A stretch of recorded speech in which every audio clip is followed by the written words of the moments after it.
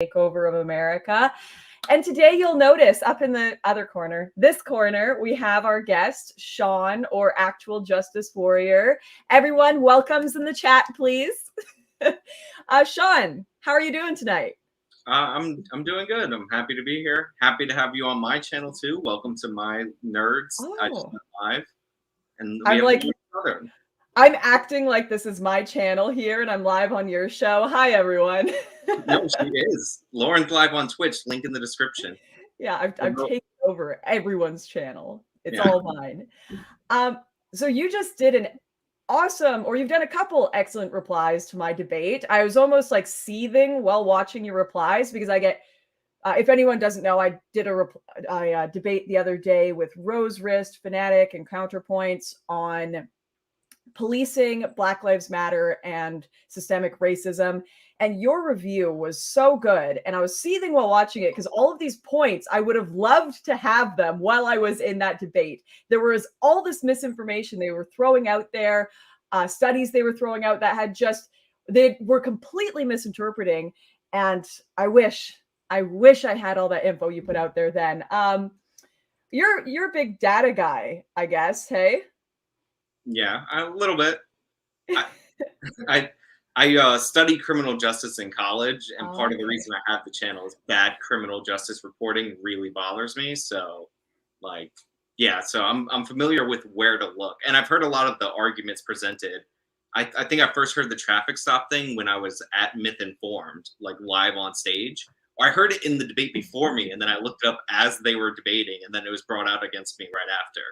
So, like, I heard them all before, done all the responses. Well, I find it really difficult to respond to sometimes because in a lot of ways, it is so easy to just point out like the natural human response to if one group is committing more crime, obviously there's going to be more interactions.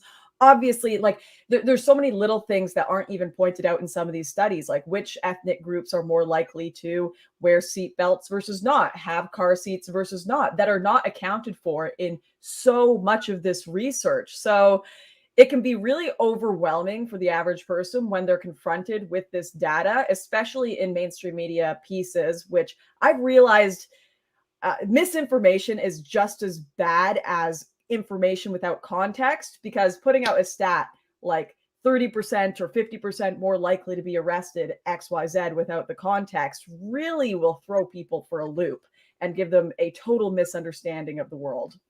Yeah, 100%. And I think the way that they get away with it a lot is they don't know how crime is measured. So you'll often hear about this like reinforcing philosophy of like, you send more cops, you get more arrests, and that's why there's more crime. But like they act like researchers in criminal justice haven't figured this out decades ago.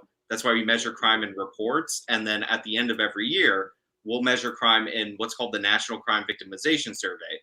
And if these don't line up, then they reassess their law enforcement strategies. And I'm lucky I went to school in New York. The NYPD are like pioneers in data-driven policing. So I got to learn about all of this. That's why when I hear this nonsense about how, oh, well, if you send the cops there, of course they're going to find more crime. It's like, no, they're there because there's increased crime reporting. Because what happens when you send in more cops is crime moves, they disperse it.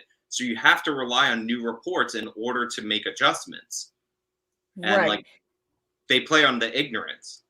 Now, let's take the absolute best faith argument here. And let me ask, are there any reports that actually measure racism when they're looking at how police respond to crime? Because so many of these people will just say more likely, more likely, more likely without actually looking at whether the study studied for why the police officer was doing that. Did they shoot because the cop was racist? Did they go there because they knew there were going to be Black people there? Are there any actual well-done studies that have measured and shown an effect size for racism in aspects of policing, to your knowledge? The closest thing I've seen is when it's not when you get into shootings, but escalations to force. So like police abuse or excessive force. There may be it may be more excessive for Black suspects than white suspects, but that's physical non-lethal force.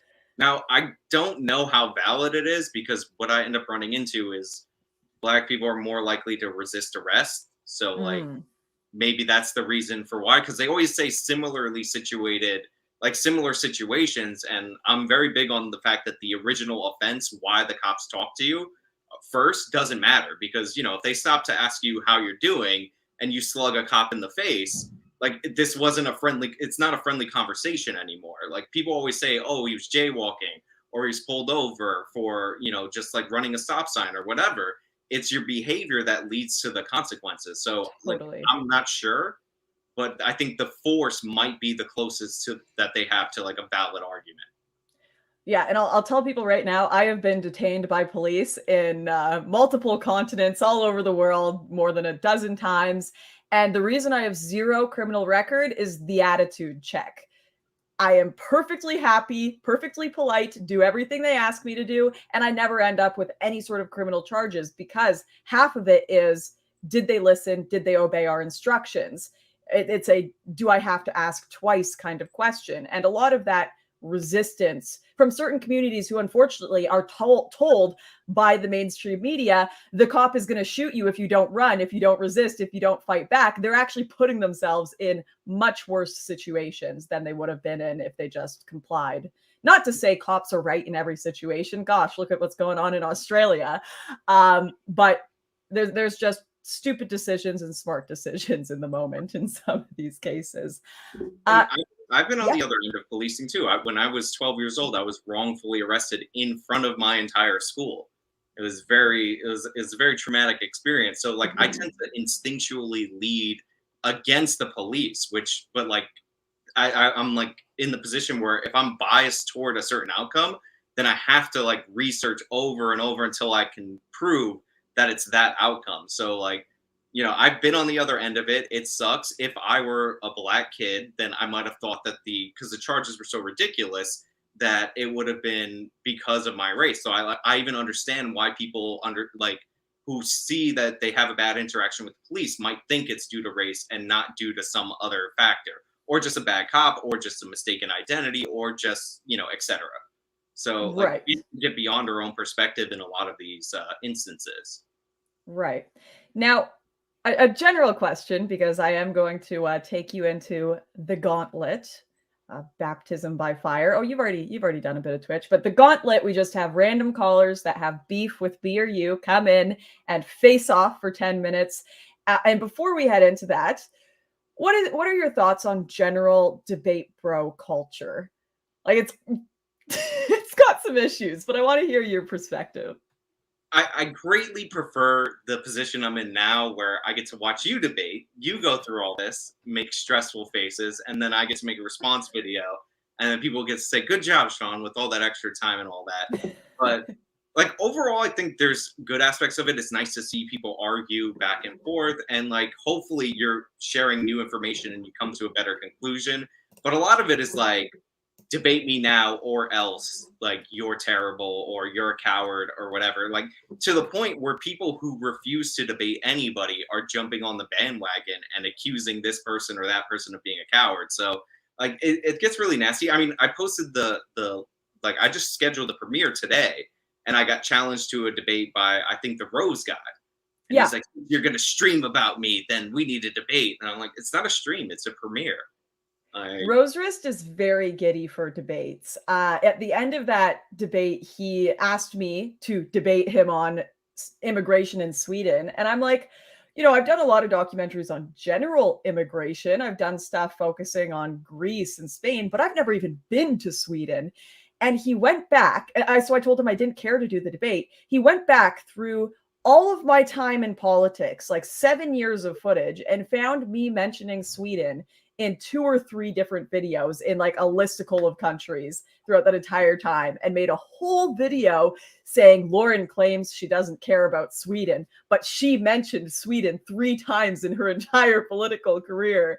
She is a liar who needs to debate me. And it was like, this is what mental illness looks like. Like, this is not normal behavior.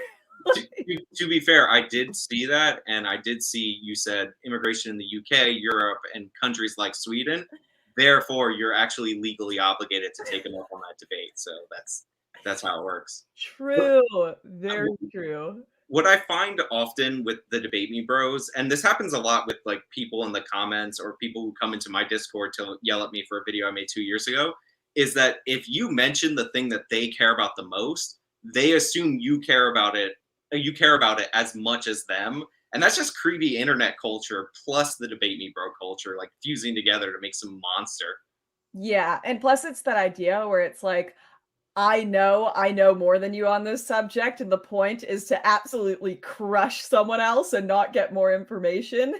And I know if I get your head on a platter, righty, then that's going to be great for my community. Because right now, what has been fascinating to watch is everyone in the Twitch sphere, all they have to debate is people that are slightly less or more leftist than them. Because they've just got a circle jerk of these slight variations of leftist. So I get debates like 5 times a day, and then people accuse me of, you know, being a pussy because I backed out of them when I've got like 7,000 debates on my table. And exactly like the situation you're in, where he hasn't even watched your video yet, but he's challenged you to a debate. So they won't even know what they want to talk to me about, and they'll challenge me because they're just so desperate for something new, which, I mean, it tells you where that kind of political discourse is going. It's spiraling into what happened to previously to blood sports. You know, people are Well, just trying to get more and more and more. it's also because you're you. So you've been around a long time. Like you took a break, you came back, and they see you as this big like person that they want to take down. So the fact that you're out debating people means that anybody and everybody thinks that they have a license to come and challenge. So like that's it for you. Like that's the reason why they're all challenging you. And then anybody who responds or whatever gets like interwoven in that web. But I had a situation where some guy on like a completely separate channel that I'd never heard of, somebody super chatted him that he was wrong about the Breonna Taylor case. And he was dead wrong about it. He was saying that she was asleep in her bed, like all the traditional stuff that was never alleged by Kenneth Walker. It was like alleged by Ben Crump the week one. And then it just spread like wildfire on the internet, like how misinformation tends to spread. And he's like, oh, well, he's like that actual Justice Warrior guy. He's like, he's a total Nazi. Don't trust anything he says. He's like, she was asleep in her bed. And they kept super chatting him. They're like, no, you're wrong. She was in the hallway. And he's like, no, even if that was the case, they broke down the door. They didn't knock. And it's like Kenneth Walker says that they knocked. And he's like, no, Nazi. So I'm like, if you call me a Nazi on a large channel, like you can expect there's a good chance I'll respond. So I responded. And then he's like, okay, so I never heard of him, like, except for like briefly from people who don't like him. And I never watched any of his videos. And I was wrong about everything I said about Breonna Taylor, but he's mean and he should debate me. And I'm like, why? Like, Yeah. why? What's the debate? That I'm a Nazi? No. Like, not interested. Oh, speaking of the Nazi thing, that's I don't know. You probably didn't see it, but I did a debate with Destiny this morning on January 6th, and you'll probably love this. We got into an argument over what misinformation is worse, like misinformation from Donald Trump or rather the office of the presidency, or misinformation from the mainstream media. And I took the side that misinformation from the mainstream media has done more damage. And we got into arguing about alt media versus mainstream. And I was pointing out, Russiagate stuff, them accusing him of being an asset. I shouldn't have stuck on that. I should have brought up like Larry Elder being called a white supremacist and all of this stuff that comes out every day. But Destiny held strong, like, nope, the mainstream media are better, even if they absolutely do mess up. They're still better than alternative media. And right after, one of the heads of, or senior writers of Huffington Post sees that I was debating Destiny and tweets out that he likes a tweet saying this was an incredibly stupid week because Destiny is talking to Lauren Southern, and that I'm Nazi scum, and that Destiny is basically, imagine thinking white supremacy is a legitimate position worthy of debate. So accusing Destiny of like giving a platform to white supremacy.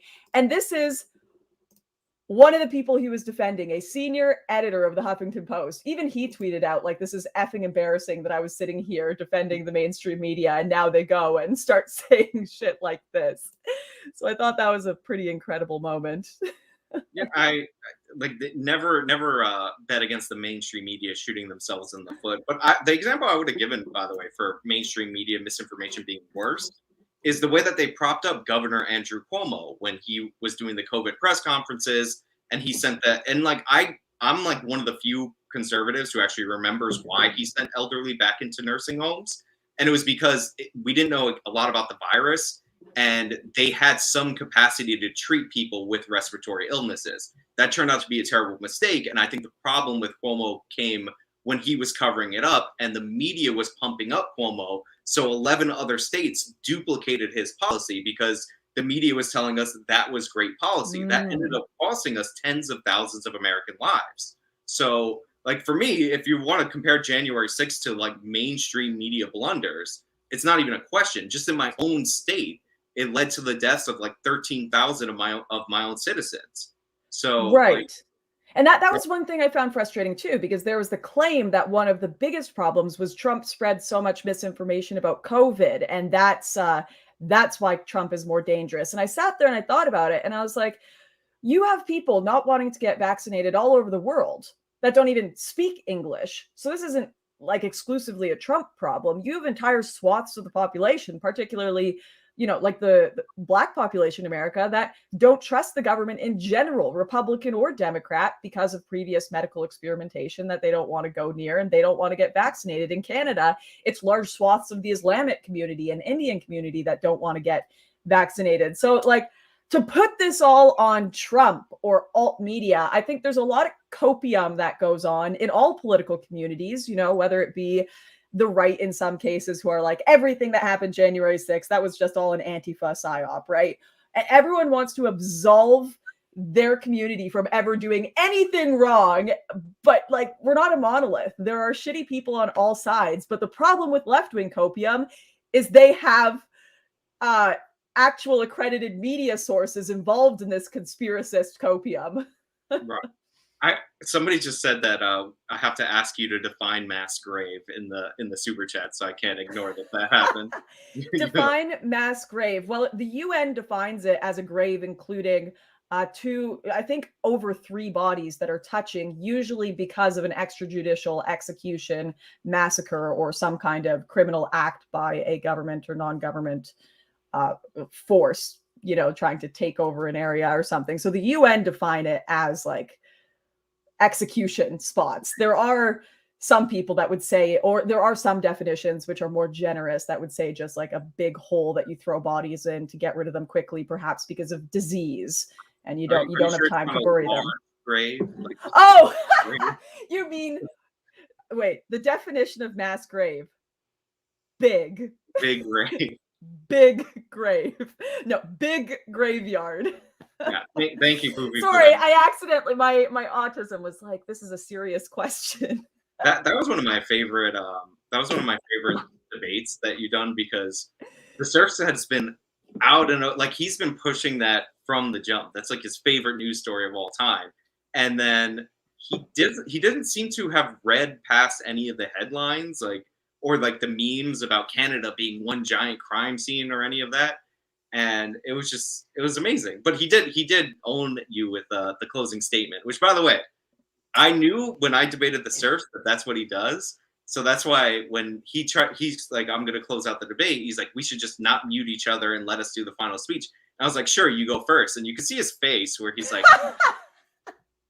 and he still went through the speech, but you always got to make him go first on that one. That's true. Well, he wants to do another debate with me, but with no mods. And I'm like, why would I trust that you're not just going to mute me the whole time or something? Also, do you know Dylan Burns? He runs a lot of the debates on Twitch. Yeah. I'm starting to think, I didn't think so much at first, but now I'm starting to think he knew what was happening, because he did his whole closing statement after the last 3 closing, and then he gave it to Lance and was like, okay, you go now, after he did his whole closing. So it was a bit of collusion going on there, it seems. I can neither confirm or deny that, because I don't know what was going on behind the scenes. But Dylan Burns, he is on the left. Like, if you look at his Twitter and you follow him, you can see what he retweets, and like you get what side he's on. And he's not my favorite moderator. I've been in a debate where he was moderating with another moderator, and they weren't moderating anything. It was just maybe the worst thing I've ever done on the internet because it was 12 people shouting at each other the whole time. And I kept getting voted to go to the next round, so I was like, oh, I guess I can't leave. Like, Oh, was it the hippy dippy or whatever? The round table. Very fun. Okay, I'm gonna quickly check if we have anyone in our queue here.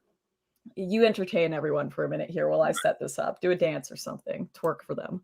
no, I'm not gonna work. But there was something, and I'm trying to remember what it was. It's very important.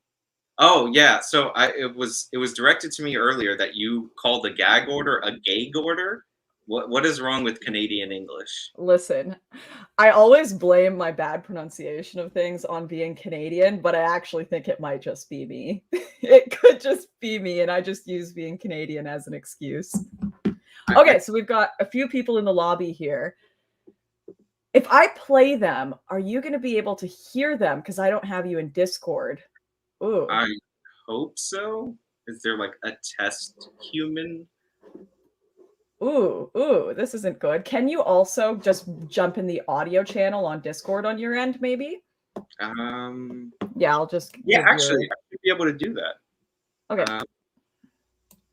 I'm gonna give your what's your Discord name? I've got you on here, but I'm such a boomer, I can't. It's at I am Sean90, like on Twitter. All right, everyone go harass him. Where do I go? The voice room or? Yeah, I'm just getting my producer to add you. Everyone give Sam some thanks for doing a good producing job and getting those emojis. Look at the hype emojis in the chat. So good. All right. There's Sean's Discord. So there's Twitch Politics. Are you in the Twitch Politics Discord? No, I'm in your Discord. All right, I'll send you an invite. Doing it on the fly. I may need headphones if I'm in Discord, though. Yeah, probably. All right, everybody, go get some tea, go get some coffee. Sean and I are just going to have a boomer moment here, setting everything up. But it's going to be the gauntlet soon, so it's going to be fun. Nearby, so just give me 1 second. See, he's smarter. He shuts off his camera. When I go do things in the background, I forget to, and then feet pics end up on the internet, and it's all a disaster. How do I invite someone to a Discord? I don't know how things work, people. I don't understand how it works. Samantha, help me. Okay. Samantha sent you a Discord link to join on Twitter, Sean. Okay. All right. I got my big headphones, like in the studio. Ooh, are we doing the chat in Lauren's Twitch gang, Samantha? Is that what's going on? I have no idea what's going on. I wandered in here Joe Biden style, sat down, and my handlers need to let me know what's happening. Okay, where would I have gotten the invite? I see you're in the voice channel on my Twitch gang, which, you know, that's... Yeah. Oh, okay, I see. Yeah, you need to... Samantha sent it to you on Twitter. Okay. You need to join the Twitch politics chat. Waiting room, private chat. All right, I'm in the Twitch private chat now. Okay. And then once you're in, we can start the gauntlet. It looks like we've got 3 people waiting. I'm not sure what they want to talk about yet, guys, but it's going to be fun. You know, I just had to do a 2v1 the other day because Counterpoints ended up being our mod, basically. So some of the gauntlet people can do a 2v1, but I might just hand that. We'll give them a menu. We'll let them select Sean or I. All right, I joined the thing, and then I look for...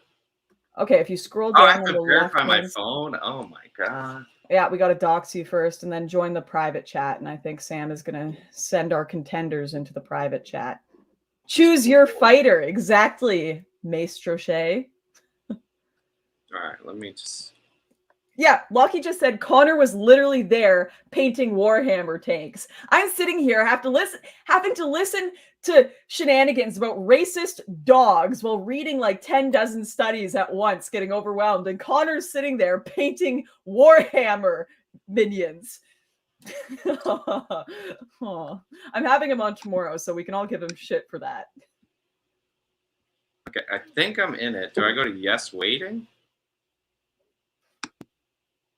Are you in the private chat? Waiting room is where the contenders wait. Oh, okay. I don't. And we're VIP, so you go into the private chat. Okay, I don't Ooh, see the create an private chat. invite. Here we go. I'll invite you. I'm in the Twitch politics thing. I'm in the yes Okay. TV waiting, but I'm I looking. sent you an invite.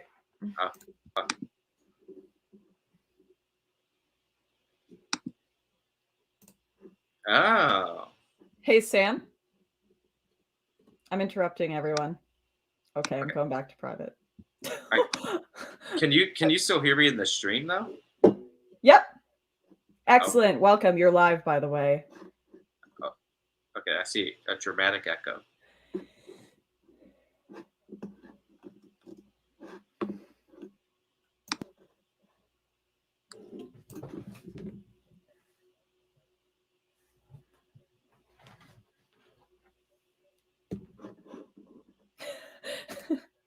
Oh, I love Carl. I'm so happy, guys. We're going to get Carl again. Shame.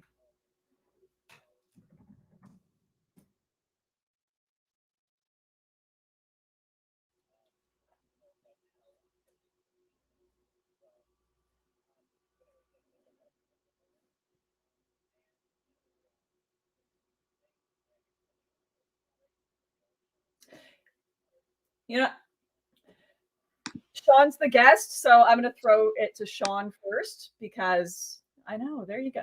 Yep. I'm muted in the I'm muted in the Discord. Are you able to unmute yourself?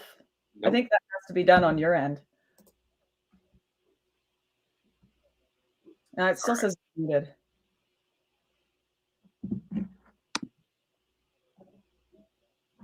Oh no, now I'm unmuted. Ooh.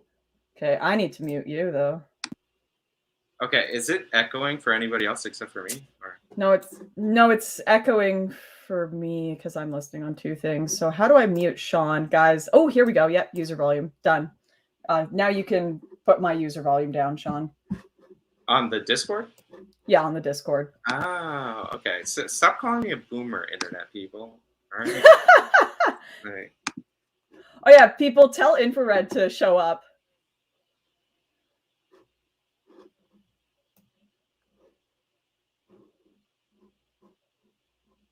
Oh, okay. I don't know. Nah.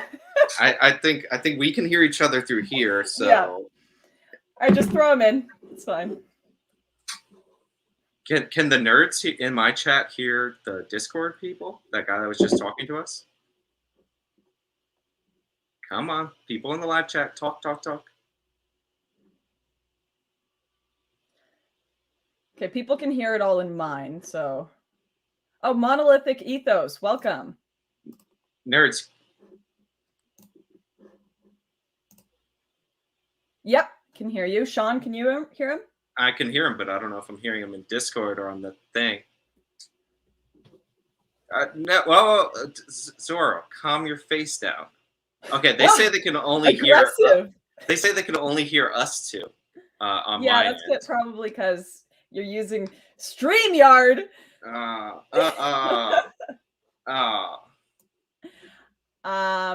don't know how you're gonna it's all working on my end because I've got my desktop audio recorded. So if you can set StreamYard to record your desktop audio, that would be useful.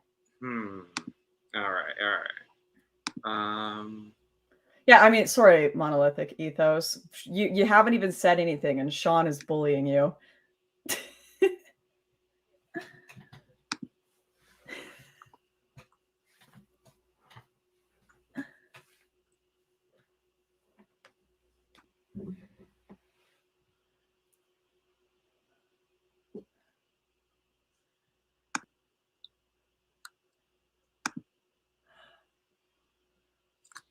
Oh, Sean and I debate.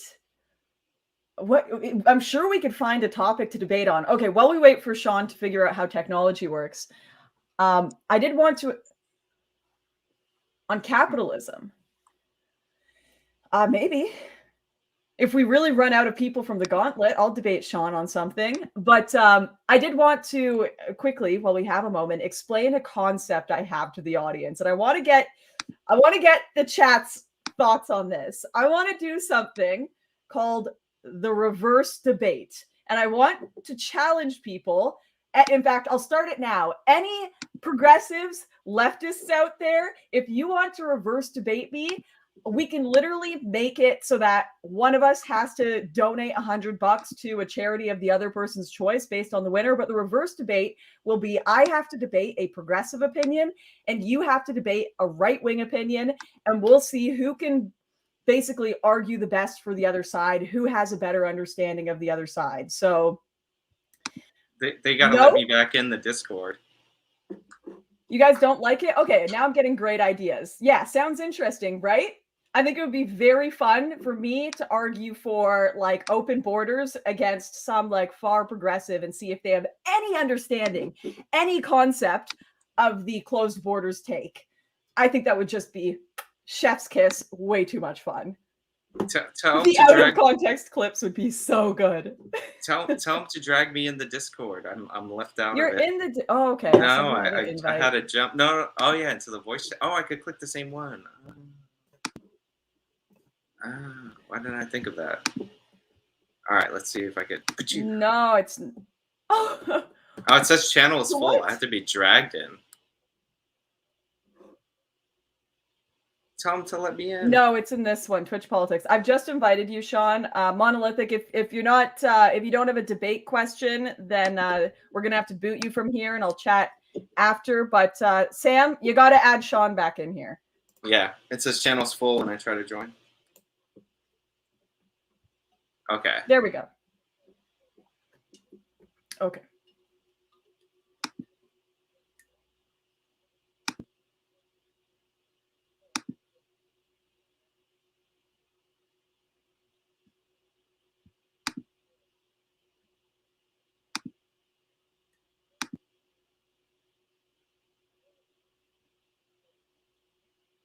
What is this question about?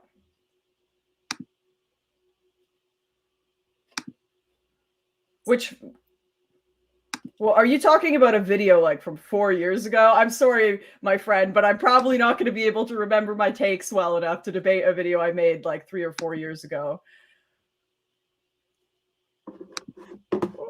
Oh my goodness. Okay, one minute. Okay. Sorry. That was a disaster. It's okay. I'm going to bring in someone who actually has a topic, because that was just kind of irritating me. Blame me. I don't care. I'm ruthless. Anyway, I will be bringing in Cypher, who does have a topic. Was here waiting last week, but we ran out of time. Okay, I'm muting everyone. I'm getting bad feedback. Who am I getting feedback from? And you need to stop this immediately. Sean, I am going to slap you. I'm trying to fix the thing. You're hard. never allowed on the internet again. I am banning Sean from the internet. Why can't Sean use Discord like the rest of the people that are just doing that? I know. I was like, Sean, just use Discord. Yeah, the cool thing is he can shut down StreamYard and stream the Discord. Most of us do that here. Like, I'm pretty sure 99% of us do this over Discord. Sam, no one can hear you because I've muted it because you're echoing so bad. Oh my God, Sean, I'm gonna get you.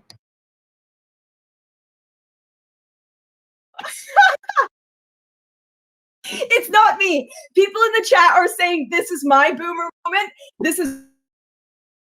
Oh, the echo is gone. Thank God. No, okay. I could fix it if we switch to Discord audio. Okay. How about now? No, I'm still okay. I'm gonna shut off. I've shut off your user volume. I'm hearing myself back, Sean. All right. If you switch to the Discord volume instead of the stream volume, it might be able to work, because now they can hear me. They can hear the Discord. I see. Okay. All right. Let's do that. Yes. Oh, but they're saying I'm muted on Discord? Oh my gosh. How is this even humanly possible? Oh, they said This they is don't. my best stream ever. They say they don't hear an echo. So can you guys hear? Are we there yet? Can you guys hear me? I can't figure out how to shut off my audio in StreamYard. Oh, you need to mute like your input from StreamYards. If you just mute my microphone, like that should be able to do it. Oh my gosh. Somebody says they hear 3 people. There are 3 people here. I literally have no way of muting StreamYards, my friend. I have no way. Just leave the StreamYard and use the Discord. Okay, yeah, I'm doing that. Bye. Oh, Bye. okay. Smart. Oh my gosh. All right, Jeez, unmuting man. everyone in Discord. Okay. I think everybody could hear everything right now. Okay, did you guys enjoy that? Was that fun for you all watching? I hope you did. That was And we're back to the start. We're back to Discord. Okay. Welcome to Discord. This is what the not boomers use. And if you're a boomer, we can get you to use this. Anyway, Sean, welcome. Lauren, welcome. Now I'm going to bring somebody with an actual topic who was here last week in waiting, and we ran out of time, so we weren't able to get them on. So I'm going to go ahead and bring in Cypher, and we'll get rolling on some actual discussion rather than tech support 101. Hey, Cypher.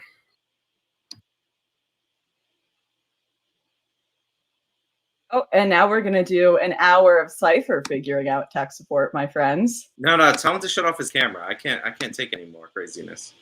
I don't need to see his face. Yeah, Cypher, we don't need camera. Somehow somebody became a member of my YouTube channel after the technical difficulty. So I guess they were impressed by it. I've still got people subscribing here, so thank you for the people subscribing. That's really awesome. I'm glad you like watching tech support streams. Did you guys know Very cool that on Twitch, where Lauren Southern is, you can subscribe with the Prime subscription for free and it won't cost you anything? Is that how it works? Yeah. As long as they have Amazon Prime. There we go. I understand how nothing works. That was Nate. I don't know what I'm saying anymore. Okay, so do we have Cypher here? Just bring someone else in if Cypher can't figure out their audio. He has his camera up. That's what's like I can see it like coming up. Just turn off your camera, guys. Don't you see that it's already collapsing? Yeah. So bring Skolander or Ajax or something in here. Or Infrared. So people keep saying Infrared is live. So go tell him to come here and join us. Okay, we'll try Ajax here. Hi, Ajax. How's it going? We got one. Yeah. We got it. It's working. Sorry, I'm turning you guys down a little bit. Yep. So what was your topic you wanted to chat about? So I'm not even here to argue about anything. I'm actually more have a theory that I wanted to run by you guys and see if you can poke some holes in it. Is it a game theory? Turn yourself up first before you throw your theory. It's more of it's related to games. Sorry, let me see if I can turn myself up a little bit.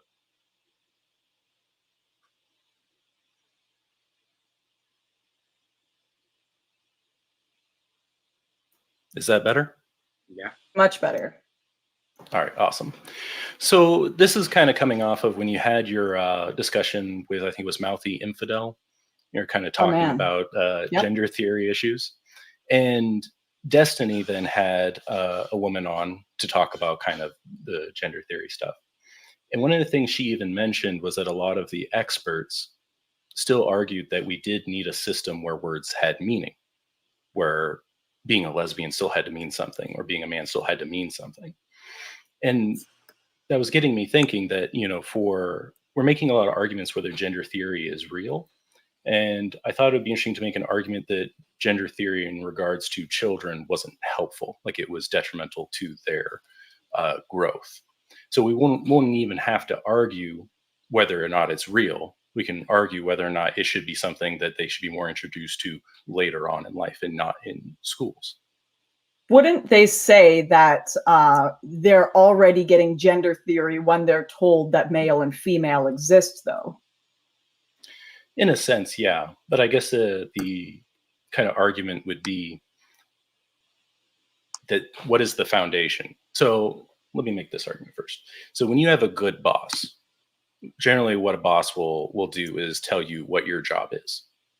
Here's the things that I want you to do. Here's your sandbox that you're going to work in. And here's your expectations. And then here's how you can level up. Here's how you can move forward in the company. And so that's what a good boss would do. And that's generally, as adults, our job is to set a structure or a foundation for kids to learn and succeed. And so one of the things is that it has to be equivalent to what their capability is. So I don't know how familiar you are with certain video games, but in terms of something like World of Warcraft, back in the day, you'd have this tech tree. You'd have like one thing at the bottom, you'd have 3 options next, and then 4 options. You kind of have a tree. But then when you play a game like Path of Exile, it would be thousands of different nodes to work with, and you'd have to start at different places. And so for a child, you could give them something to start out with. Here's your first step. Here's your next step. But when you go to some of these other things, you would never start a child out in that game because they're not going to understand. Okay, I see what you're saying. You're just pretty much saying like the same reason we don't teach like 3-year-olds about like complicated kink sex things. But like we're getting to this state even now where people are like, yeah, we can teach kindergartners about kink.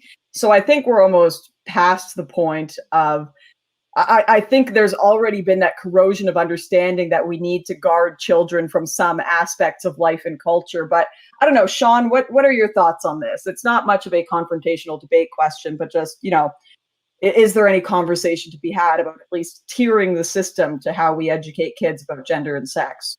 I mean, I would think that they should learn about it later in life. Like, if you're going to have any of it in school, probably around the time that they take sex education or something. But like teaching it to young kids, I'm not in for that. I even make videos about it sometimes.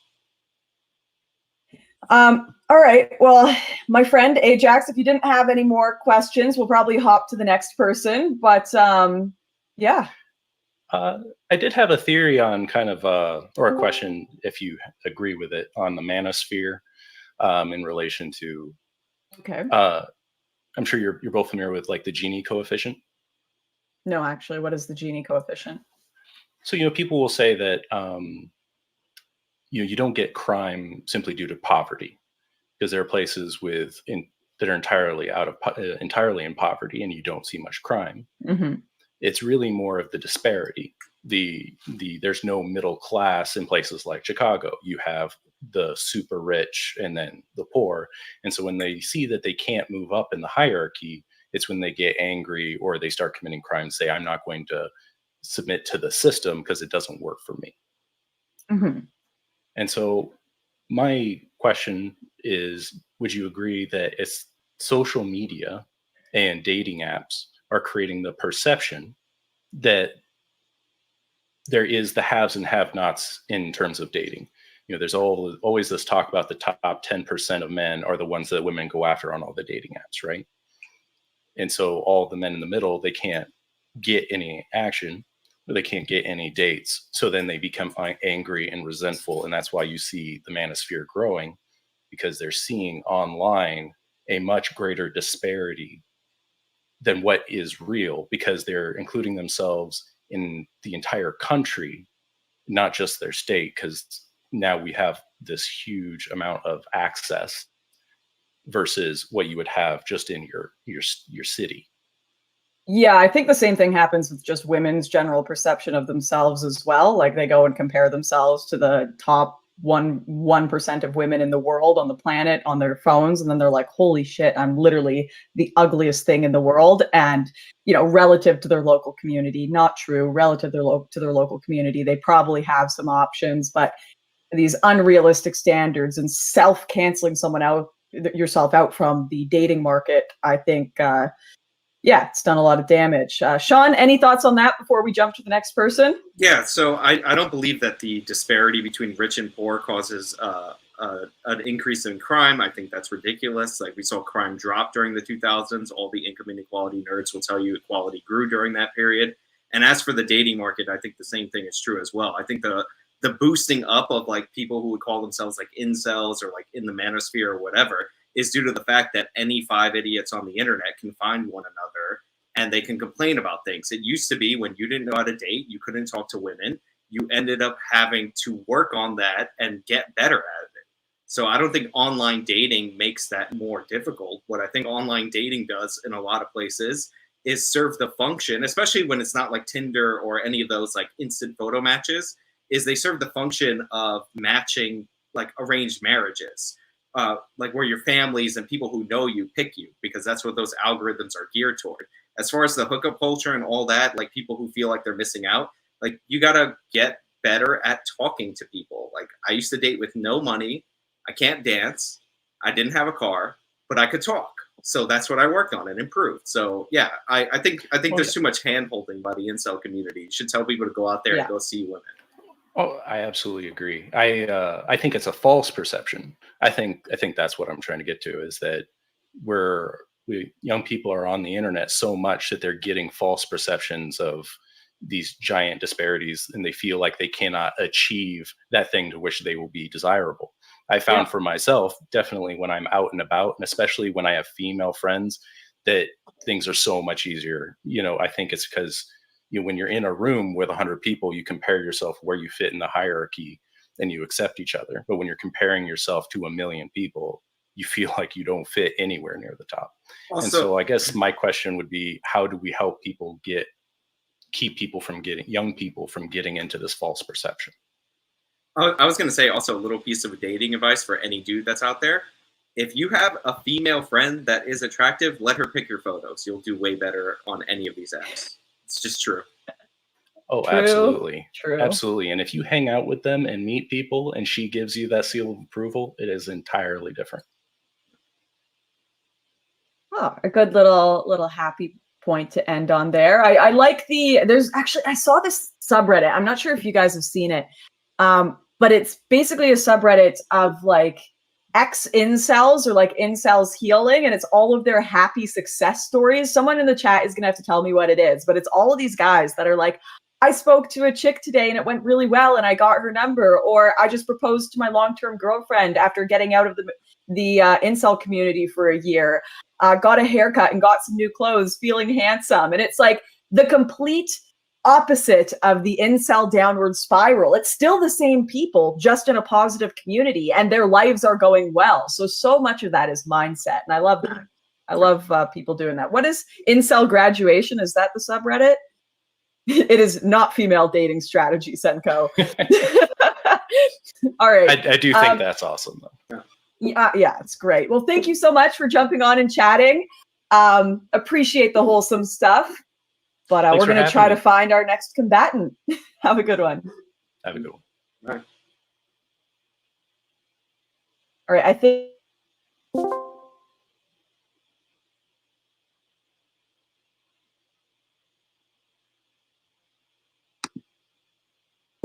He's out. There he is. Cool. No, Sean, you're not allowed to leave, Sean. I didn't leave. You threw me out. I did not throw you out. Lies. Stupid computers. This is Projects, and they want to talk about your latest Hasan tweet. So wonderful, exciting. Just hit my knee really badly. Show. All right, let's jump into it. Welcome, Projects. There you go, Projects. Oh, can you hear me? Yep. Yes. Okay, great. So yeah, I just wanted to ask you how Hasan buying a home is antithetical to his socialist worldview. And ideally, could you please define the word socialism before you do that? How is Hasan buying an expensive house antithetical to his socialist worldview? Yeah, please explain. What's the social utility? No. So I'm talking to Lauren Southern. Can she please? Actually, no. You know what? I feel like letting Sean mansplain this one. So you're incapable of answering the question? Yeah, completely incapable. I want to let Sean answer. I'm just a complete retard here. Sean, go ahead.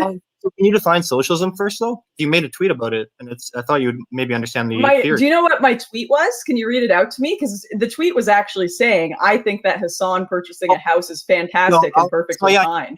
I can read it for you. You said, I think it's perfectly fine that Hasan owns an expensive house. The only people shocked or offended by this are those who didn't realize internet socialism is a LARP. So there, that suggests that the purchasing of a private home would be antithetical to socialism as a worldview. And I just wanted you to kind of elaborate on that. Okay, let me ask you, what does Hasan do to further socialism in any capacity other than talk about it online and LARP wearing shirts that say, make the rich pay? Again, I would like you to answer the very first question to define what socialism is. The sharing of resources and labor in a larger community and the distribution of it. And that was the second. That was the second question, by the way. So what does purchasing a home? Hey, now you're talking to Sean now. Remember, I'm an idiot. I have no idea what I'm talking. I'm going to let Sean take this over. So you're incapable of answering the question. Completely incapable. Incapable. I am literally falling out of my chair. I can't talk. She's dodging the debate. She's incapable. My position would be that Hasan purchasing a home within a capitalist framework has very little to do, and nor is it a conflict of interest with his socialist worldview. Oh, really? I'd love for you to break that down for me. How come he told Larry Elder that he's in favor of decommodifying the housing market? How come he has multiple different streams where he's looking at people buying big houses that are really expensive and saying, is that really the house that they need? What's the social utility in that? How is that not antithetical? So your argument is that someone who buys a private property is not allowed to simultaneously believe we need to buy or invest in more public housing. That's not what he said, and that's not what I just said. No, so can you again please break it down slowly for me? Explain how him buying a home. I got you. Let me finish. How him buying a home contradicts his argument that we need more social housing. That's not the argument that he made. On Larry Elder. No, that's the argument you're making. Hey, you got to let him answer, man. But he's just pause for a second. Let him answer. Yeah, calm down. I'm calm. On a show where he debated Larry Elder, he talked about how he supported the decommodification of all housing. So he buys himself a big property. I also do. He has multiple different streams. You do because you're dumb. He has multiple different streams where he goes and he literally watches people buying houses and he complains about the social utility in these large houses. He didn't need a 5-bedroom, 5.5 bathroom house for $3 million. You can pretend that he's a victim of capitalism, but he's the one who's going around criticizing other people's houses. So you're conflating the argument. If your criticism is of his socialist worldview, that's one thing. But your position here seems to be that you're disagreeing with the fact that he suggested that there's too much utility in buying a larger home and then bought a larger home. Is that your position? No. He said there's no social utility in buying large. Okay, but again, you're not answering the question. What does buying a home under a capitalist framework? How does that contradict with socialism as a worldview? You're not answering that question, and that's because you're incapable of answering that question because there's not one. That is you're true. incapable. I'm incapable. Yeah, just completely incapable. Yes. All right. So unless your argument is that Hasan, being a socialist, has to end up purchasing or not purchasing, but living within like public housing to support his worldview. The argument that someone within a capitalist. Actually, I have a question for you, my friend. Do you think that if everyone in the world acted and lived exactly like Hasan, we would have socialism? That's what a ridiculous argument to be making. If we, what we need to do is we need to reorganize the workplace. Although, if you can't even implement any aspects of your individual ideology in your own life, the reason we're not capable of implementing these improvements is because of a capital owning class that you shill for on a daily basis. That makes it very, very difficult. The answer to that question is no. Maybe if everyone acted like average woman, 50 years old, Catherine goes and volunteers at her local thrift shop every day, you'd probably get closer to socialism and she'd probably be a conservative Christian. But no, if everyone acted like Hasan and lived like Hasan, we would not have socialism or anything near it. And I don't think Hasan's a bad person for buying a house. I think he's just a capitalist, which is perfectly fine. But again, you're failing to answer the question how buying a home it makes him a capitalist. He doesn't exploit labor to generate that value. Everything that he does, all the money he generates is entirely voluntary. So you're telling me he acts like a socialist. So if everyone acted like him, we would have socialism, right? What a ridiculous argument. all the money that everybody generates is entirely voluntary, unless they're the government and they're taxing you. Also, Cenk's nephew has like a long-running scandal where he wouldn't pay his editors. So the idea that he wasn't exploiting anybody, he was defending himself and not paying people for their labor. Like this is your this is your socialist guy.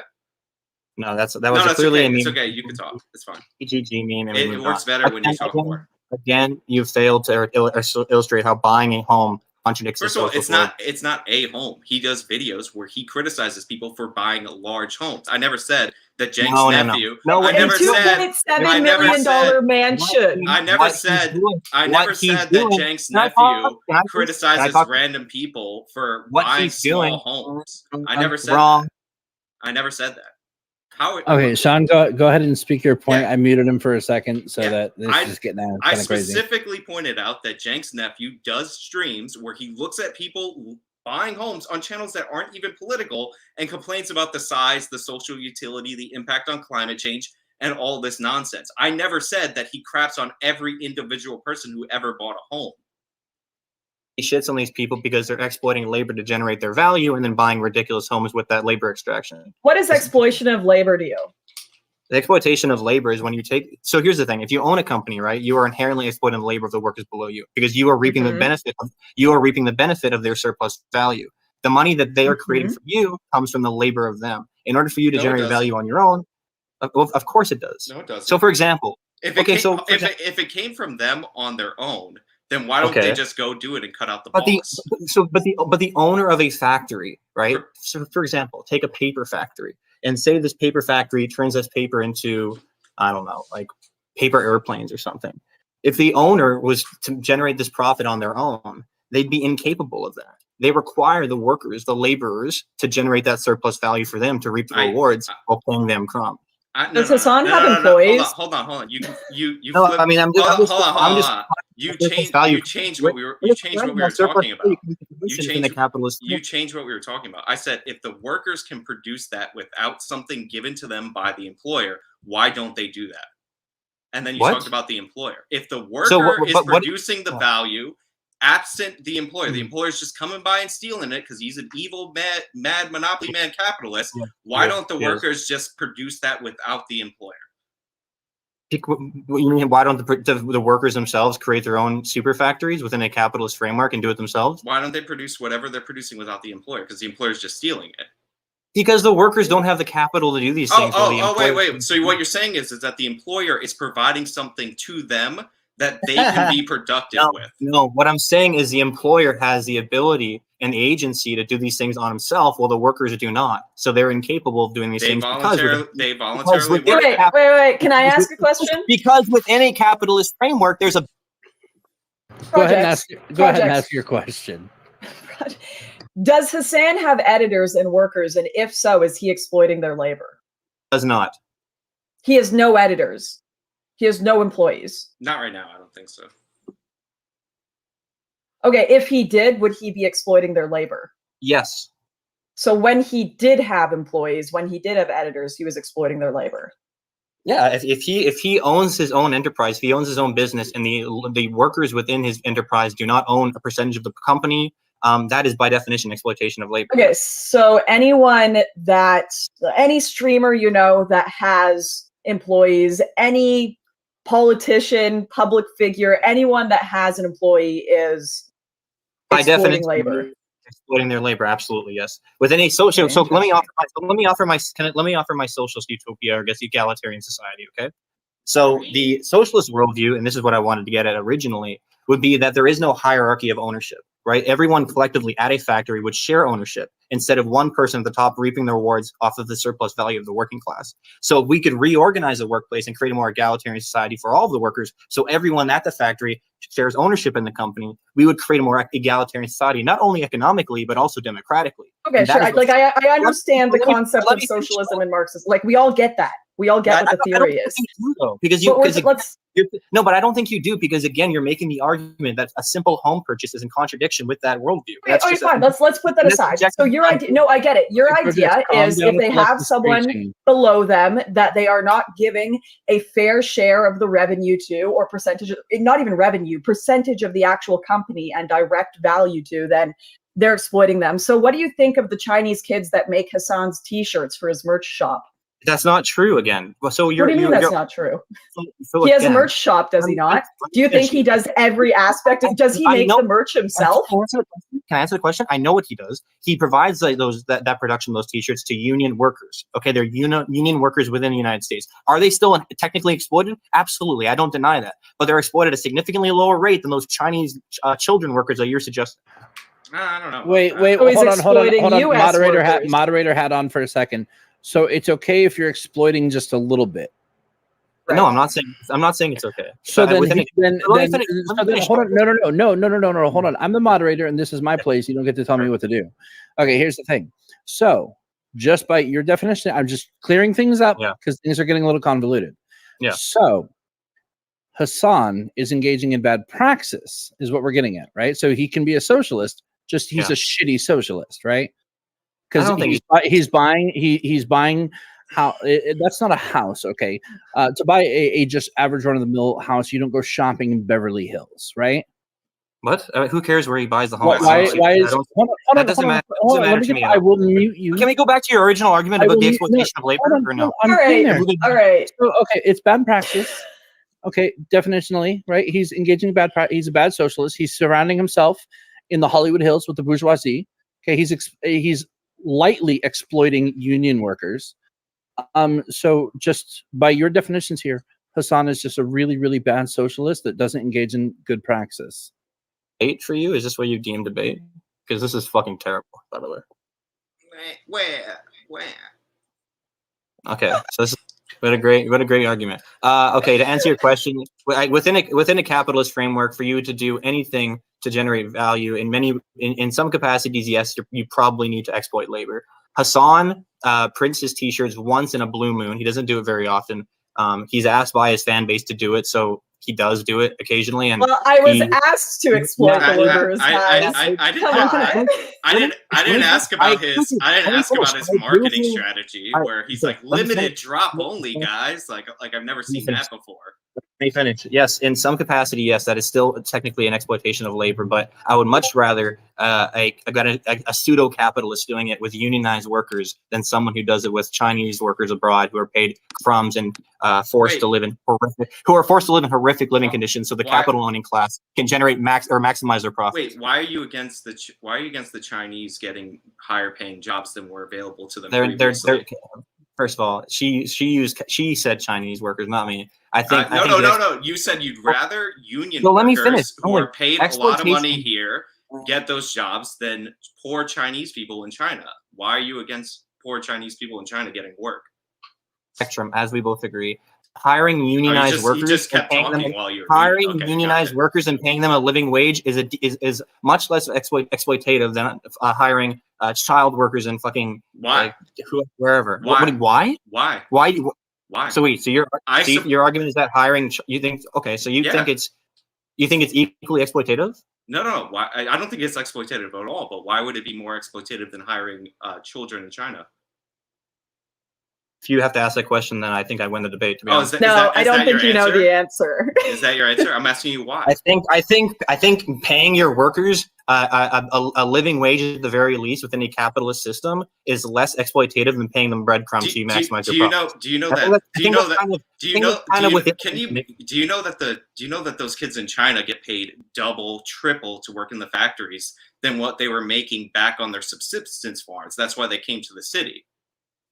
Totally, and that's why we have sweatshops in Indonesia where they're making breadcrumbs to live on a daily basis. Do you know the death rate on the farms where these kids work before the sweatshops is significantly higher than in the sweatshops? Not to say either are good, my friends. Do you know that the wages are lower in working on a subsistence farm? So your argument is you would rather work in a sweatshop for $2 an hour in Indonesia than be a unionized worker in the United States working with I asked not what you. you said. I asked So what you. the fuck's your argument? I asked you why you're against hiring those kids over there. Because they're exploited way worse than they are here. But they're getting paid double, triple what they would get paid on. No, they're not. That's a. No, yes, it is. It's just objectively untrue. If you think the working conditions in fucking Indonesia do you think us? I'm not talking about America. Do you not? I'm not talking. Shush, shush. I'm not talking about America. Do you know that they worked on subsistence farms prior to the factories coming to those nations? And they come to the factories because they get paid more, and they also die less in the factories. Do you think that the people in Indonesia? Do you think the people in Indonesia are less moral than in the United States? There's a reason why capital owners outsource their labor. Less moral than the United States? Capital owners outsource their labor to child workers in the East, and they hiring unionized workers in the United States. You know why they do that? Because they know they can pay them breadcrumbs and maximize their profits, increasing the exploitation against those workers. Okay, just want to make a point here. So this started with the conversation about Hasan's house, and I want to clarify this. And if I'm crazy, let me know. Wow, genius take. Didn't even ask my question. Didn't say a thing. You asked me. Good one, bud. All right. So, assuming, and I think that this assumption is fairly accurate, that when Hasan's $2.7 million mansion was built, there was probably a construction company hired to help build the house. There were probably designers, all sorts of companies hired to make it so that this $2.7 million house was created. So if I just buy something that was created entirely through the exploitation of labor, am I completely absolved of any responsibility for that? No. So if he were to build a brand new house, he would be exploiting the people who made that house. Absolutely. But he just purchased a home that's been here for a very long time, so it's not. Yeah, 5 years. You can't even like it. What was it built in 2014? Sorry, like 7 years or something like that. It's not even made. I don't know what your argument is. The house is there. They made it because they knew they could get profit off of someone like Hasan, so they got all of these laborers. No, that's not how that works. You have a contractor who hires workers, like roofers or whatever. They produce a home. They exploit the labor of those laborers, obviously, to maximize their profits. And then you have people who buy those homes.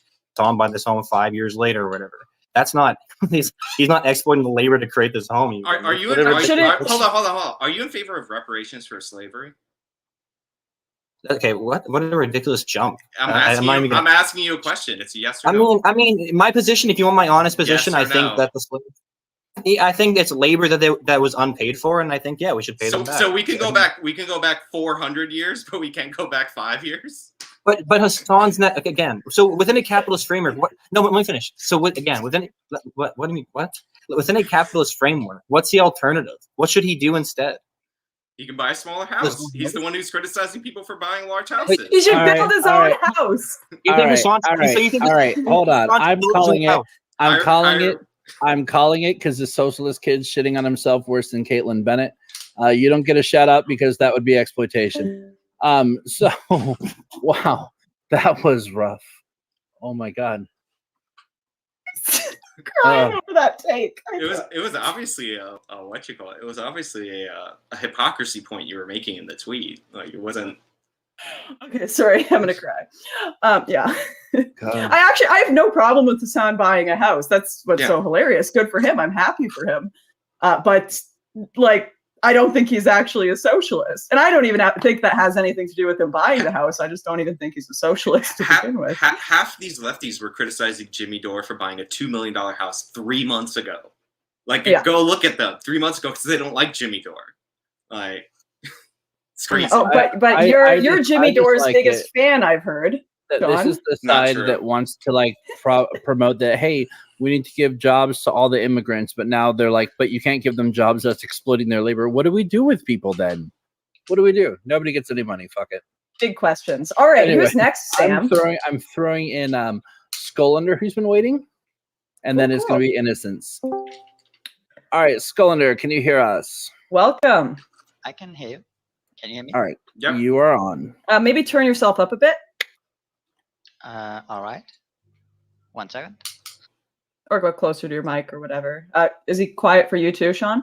Well, say something so I could see if he changed it. Is this better? You're still a little low. But yeah, we can hear you. Yeah, I'll just speak louder, I think. Yeah. Yep. Anyway, so 1 second.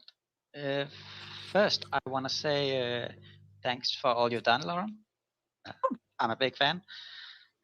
Thank even you. though you've been smeared a lot in the media and stuff, calling you a white supremacist, all that nonsense. It's a true yes. clown world we're living in. Nazi queen. But what's your question, my friend? Yeah. What did you want to chit chat about? I wanted to talk about nationalism, where you stand on that. Yep. Where I stand on nationalism, I think it's perfectly fine and healthy to like and want your nation to succeed. And I mean, I know nationalism, the term, has been redefined a million times to be something that's like racist and Nazi-ish. I don't see it that way at all. And in the traditional kind of view of nationalism, yeah, I think people should put their nation first. I think much like you should put your family first. You need to have priorities in life. If you focus on just the world, I don't think you'll make any change or be able to focus in on fixing any actual problems. We're only capable of so much. And even more so than nationalism, I support focusing on your state, your local community, your family, like your direct relationships more and more and more. But yeah. Makes sense. Have you heard of the term cultural nationalism? You know, there's ethno-nationalism that all the white supremacists get smeared about. Then there's civic nationalism, but have you heard of that? Yeah, I know there's like I know civic nationalism and ethno-nationalism, but no, what's cultural nationalism? Well, I'm not an expert, so I wanted to discuss it with you because I figured you had thought about this a lot.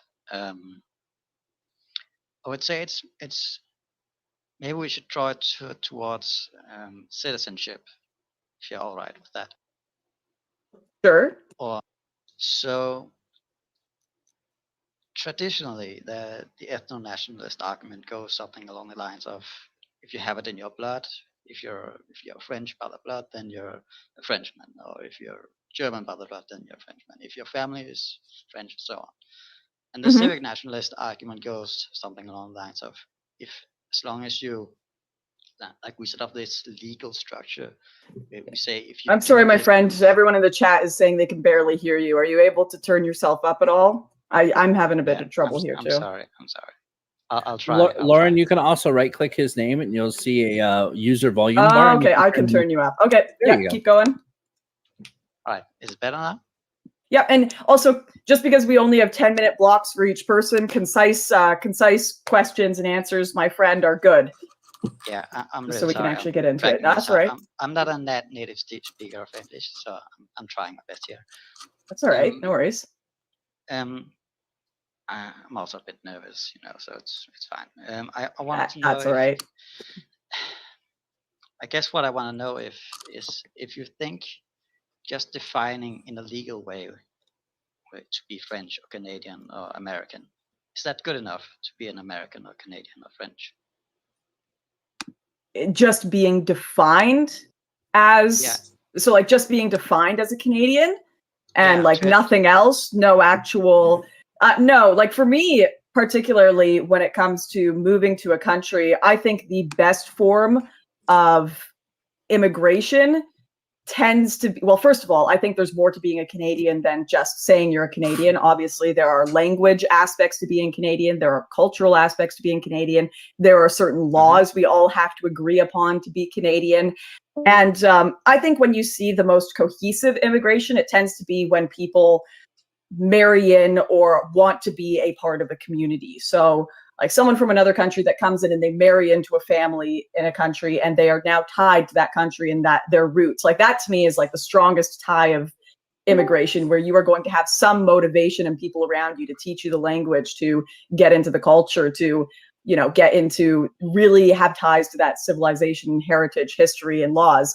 But, if someone is like, obsessed, you have a Paddington Bear obsessed with London, wants to move there from Peru their whole life, learns the language, knows the law, wants to be a part of it. I think that's that's a fine form of immigration as well. But I do think there are absolutely worse and detrimental forms of immigration and successful positive forms of immigration, and you can weigh them out. But I don't think just calling yourself a part of a country really makes you a part of it, because a country is made up of people and people groups that communicate and integrate with each other. And I've talked about this in the past before. I don't think it's good when you have a people group move into a country and create their own country within the country. I mean, that's why countries split up in the first place.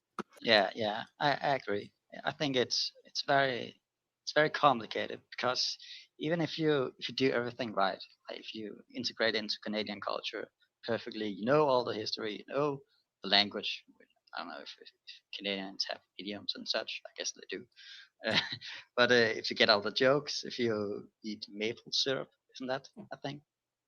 Maple syrup and apologies. That's basically all there is for Canadians. Yeah, Sean's got it these days anyways. Yeah.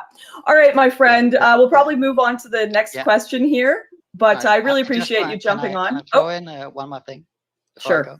Sure. So what about other people? If all the Canadians decide, well, you know the history, you know the language, you're part of the culture, but you're still not a Canadian, and they still identify as a Canadian. Are they one, or do they need the approval of the other Canadians in the country first? Mm-hmm. That's an interesting question. If other people don't, but I don't understand why the other Canadians wouldn't see them as a part of Canada. Why would they reject them? There might be a racial component or whatever. They're from a ghetto, or you know how it goes. Well, I think for Canada, or Sean, you had something you wanted to say? I was going to say it depends on the nation. Like, I don't know Canada specific. I know that you guys got French Canadians that think that they're their own thing, and I don't know how that rolls, but it depends on the country. So like I would say that people included in like the United Kingdom identity include territories like Hong Kong, or like certain people from India that were like British colonies or British protectorates. Like they have like a uniting culture that goes beyond race or anything like that. I would say like a nation like Germany, it's founded to be a state for Germanic people. So like there's actually, I think Germany's more narrow and who can be accepted as German. But I think Canada, I know the U.S. and maybe Canada, I'm not sure. I'm saying I think the U.S. and Canada, maybe it's a little different, because in the U.S. it's like we're a creed, like we're not really British, but we kind of fit in with the British. But we've like naturalized so many people over our history that like we're a little bit different. I don't know how much that rings true of Canada, and I don't want to say it does because they're our northern neighbors, but like it depends on the nation, on like the level of acceptance that you can have. Well, I think it also depends on what you are defining the term as. So like if Canadian doesn't really define an ethnic group, right? So if you say you're Canadian, that's not saying you're a certain background or something. The country has not existed that long. If you say you're Chinese, well, there's probably going to be some ethnic connotation there. So if I moved to China and started telling people I was Chinese, I think people would start laughing at me a bit, If I told them I'm a Chinese national or a Chinese citizen or a citizen of China, people might be like, okay, yep, that makes sense. But there's definitely some context where I don't think if I moved to Germany, I could go around and start telling people I am of German heritage. I'm not. I'm of like Scandinavian British heritage. So I think there's that aspect. But I think to say like, hey, I'm a citizen of China, but I'm not Chinese, like that would be the distinction, right? Yeah, it makes sense. But the reason I'm starting to think about it is if I can keep talking, if you want to throw someone else in, yes. Yeah, we probably will have to move on to the next person, but I will let Sean give his last statement thought. I was gonna say is like the Japanese are considered like very closed off comparatively to other nations around the world, but they do have certain circumstances where Koreans like over time are accepted as Japanese people because they're like great figures in history. It really depends on it really depends on the nation, what the foundations of them are, and it's not as simple as black or white or any kind of race. I always think back to Antonin Scalia, who's of Italian descent, obviously, and he raised in America, becomes Supreme Court justice, and he goes to the UK and he's like, I fit in here. he's like, America and the UK, they are similar nations. They're built on an Anglo-Saxon heritage, even though as an Italian, he doesn't consider himself ethnically a part of that heritage. He feels like being in the United States of America, he's connected. So it depends on what your nation is founded on. So if you call that cultural nationalism or civic nationalism, whatever, then I think it always depends on the country. And sometimes those rules are much more strict and sometimes they're much more lenient. Mm-hmm. Yeah. And someone made a good point in the chat, which was if a culture will generally take you with open arms if you come there to contribute. And I think whenever we have these conversations about preserving cultures and, preserving the background of countries, people will instantly, like the spikes will go up on their back and they'll be like, this is racism. Like, no, exactly what Sean was saying. There are aspects where people feel connected to different cultures and there's complex histories to these things and complex differences between what an ethnic background and what your citizenry is. And these are real conversations we need to have. And it's really frustrating when you have one side that postures it all as racism and another side that's like, this is a nation just for white people, not realizing that there's massive complexities between different groups of people that appear white but have extremely different histories and laws and everything in their nation. So it's a complex conversation that can't be summed up by either extremes, in my opinion. All right. Well, thank you for coming on, Cylinder. Yeah, no problem. Thanks. I'm seeing in my chat, people are saying Mediterranean people are white. And yeah, sure, right now, but like back in the 20s when the Are they though? some of them.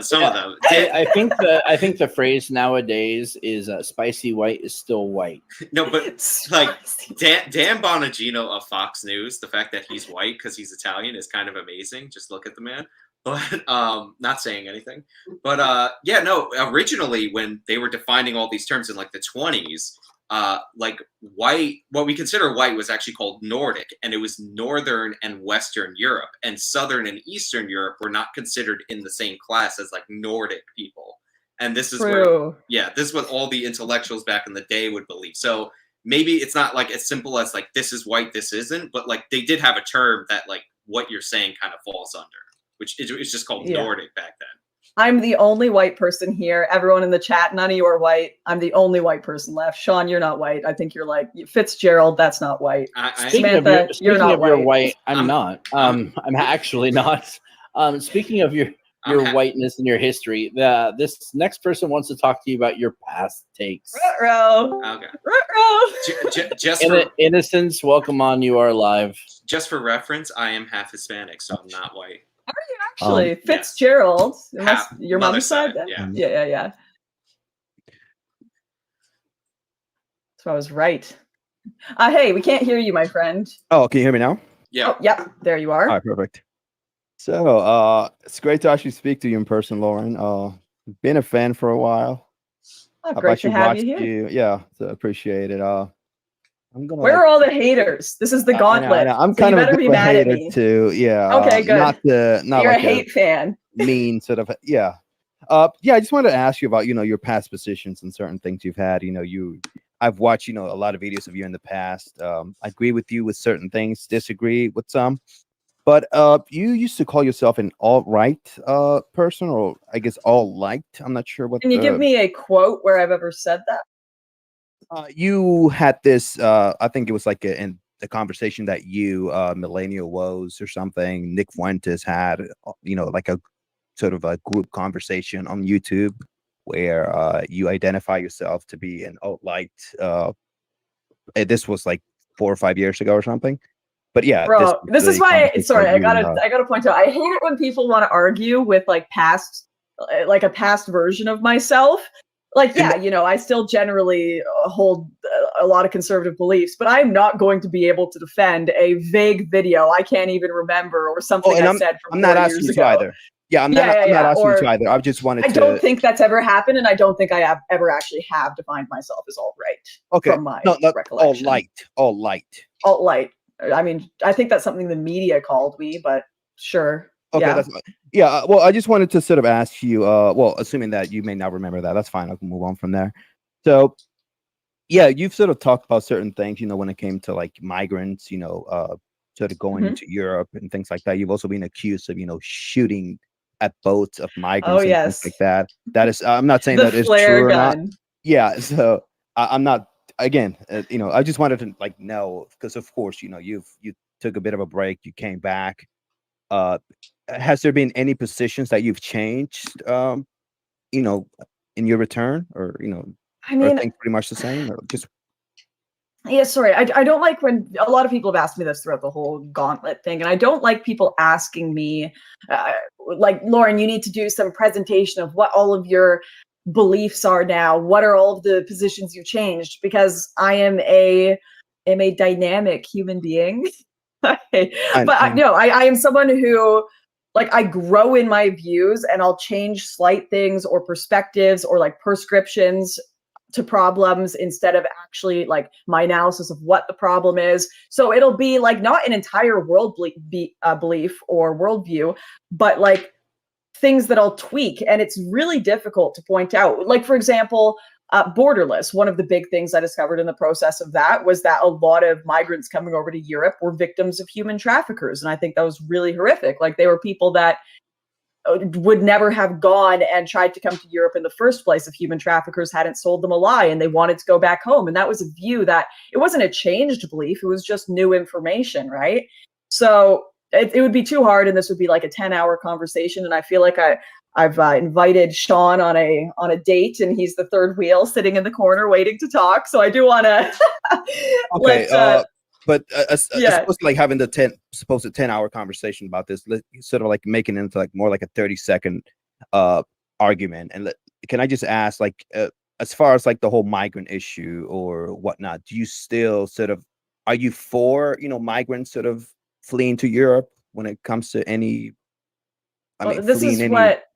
Is this This something is like the big problem, though, is because I'm going to have to get into the conversation of, are they actually migrants or not? Where are they coming from? What's the reason for coming over? How do we distinguish migrants between refugees? Because when I can't make a general statement on that, or people will take it out of context and be like, Lauren hates all refugees, or Lauren wants to open all borders. Like, it's an extremely complex problem, like unbelievably complex. Okay, that's fine. Just like a couple more questions, like a true or false kind of thing. You made a documentary that you also mentioned during this conversation, and that was the borderless. Yeah. Yes. Have you watched it? I have. Yes, I have actually watched it. Okay. Well, you've done a couple of them, so I'm not sure if I watched. Okay, you got two more questions here, my friend, because we got to get someone in here that's got some challenges for both of us. Sean's streaming as well. Sorry, my first question is: so there's a rumor going around that some of your producers leaked a lot of information of a lot of right wingers who may have worked with you or whatever. Is this something that's true or false? False. So they absolutely did join the left and go and talk a bunch of shit after these rumors came out, and they were kicked out of the sphere. I wrote a whole article on this, but to date, no one has provided me a single piece of evidence that they doxed anyone before they went and joined the left afterwards. Not a single piece. Perfect. And my last question is simply, this person by the name of Nicolas Fuentes, are you like, what is your relationship to him? Like, I have not engaged or even talked to Nicolas Fuentes, in years. Like, I think I had him on a Boogaloo stream with ContraPoints and a bunch of people like 5 years ago, but other than that, no. I've talked to Nick Fuentes more recently than you have. Damn. I met him. Like, are you looking into interacting with them again, or like just completely disavow? I mean, I've got a pretty damn busy schedule. I can't see. I don't see any reason to. But okay, but if the opportunity presented itself, would you sort of? I don't know what we would talk about. Are you wanting her to talk to him? Yeah, like, is that the question? Like, are you going to? No, that's not what I'm asking. Like, it had, because you mentioned that you're busy and this and that. But if you weren't busy, let's say you would not believe. You would not. I don't know. I have no reason to talk to Nick Fuentes. I have no Fair enough. Real like push. That's like, I really need to talk about Nick about this one thing right now. Oh my gosh, I need a cookie recipe or some shit.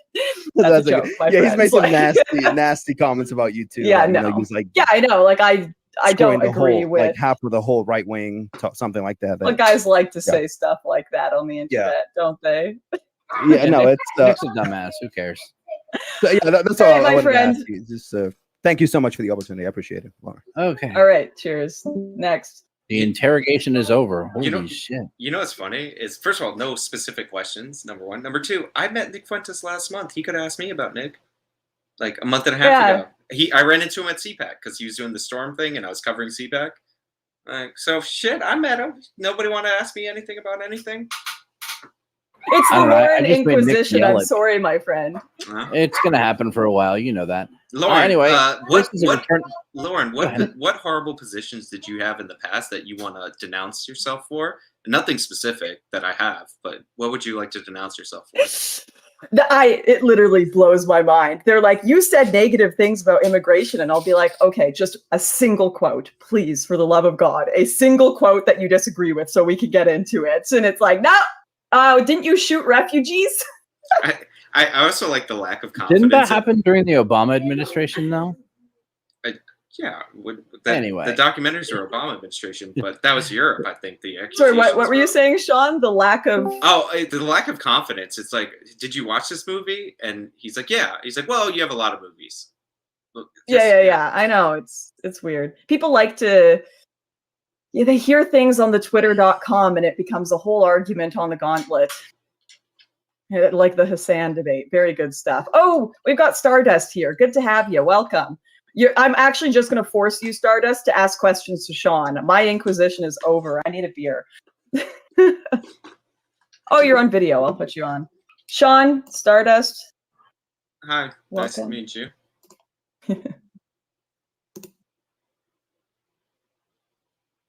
I think she's talking to her chat. I can't hear her. I think she's talking to her chat. I think she's muted in here like a door. Oh fuck! Oh, sorry. I didn't mean to curse. Stardust. My bad. Sorry, I didn't realize I was muted. So hi. Sorry about that. Anyways, how are you guys doing tonight? I'm doing good. Good. It's been interesting. Yeah, that's good. Yeah. I haven't watched your Destiny debate yet. I watched the Manosphere debate. That was something. Rolopedia. Yeah, that was really fun. I'm sure you were like thrilled the entire time.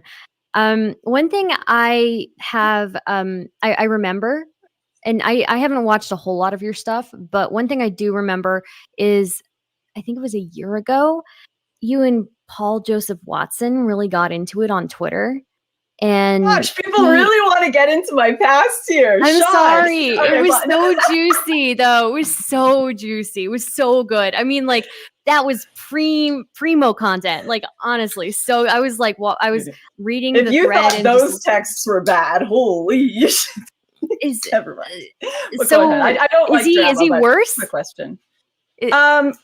I don't like drama, but I will say that was just the tip of the iceberg of crazy. And unfortunately, I think this just exists in all communities. There are people that are just, super, super unhinged in every community. And I'm not going to get into the drama because I hate drama. People really like to bring me into it, but I don't like it.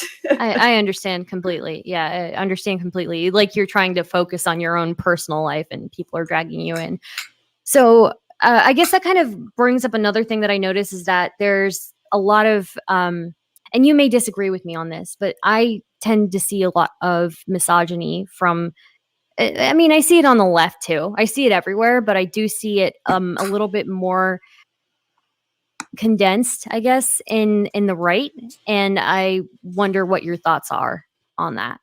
Okay, so I'm going to quickly give my opinion and then I'm going to pass it over to Sean. But in my opinion, I think that the misogyny absolutely exists in both spheres and that it's just more insidious on the left, as in it hides itself better. Because I'll look at like the way I've been described in Vice articles. I've been described as a real doll, like literally just a sex doll for right-wing men. And that's how a Vice, a Vice writer wrote about me as. I've encountered left-wing journalists who were super nice to me. They're like, I respect you, Lauren. I hate when men are mean to you. And then the second they hear they can get a juicy story from me, they'll threaten me with like the most scandalous thing they can possibly say to get what they want. So it's just an insidious type of sexism on the left, one where they know they can gain more in their circles from hiding their sexism and just using it as a utility behind the scenes. And I think women do this too in insidious ways as well against men.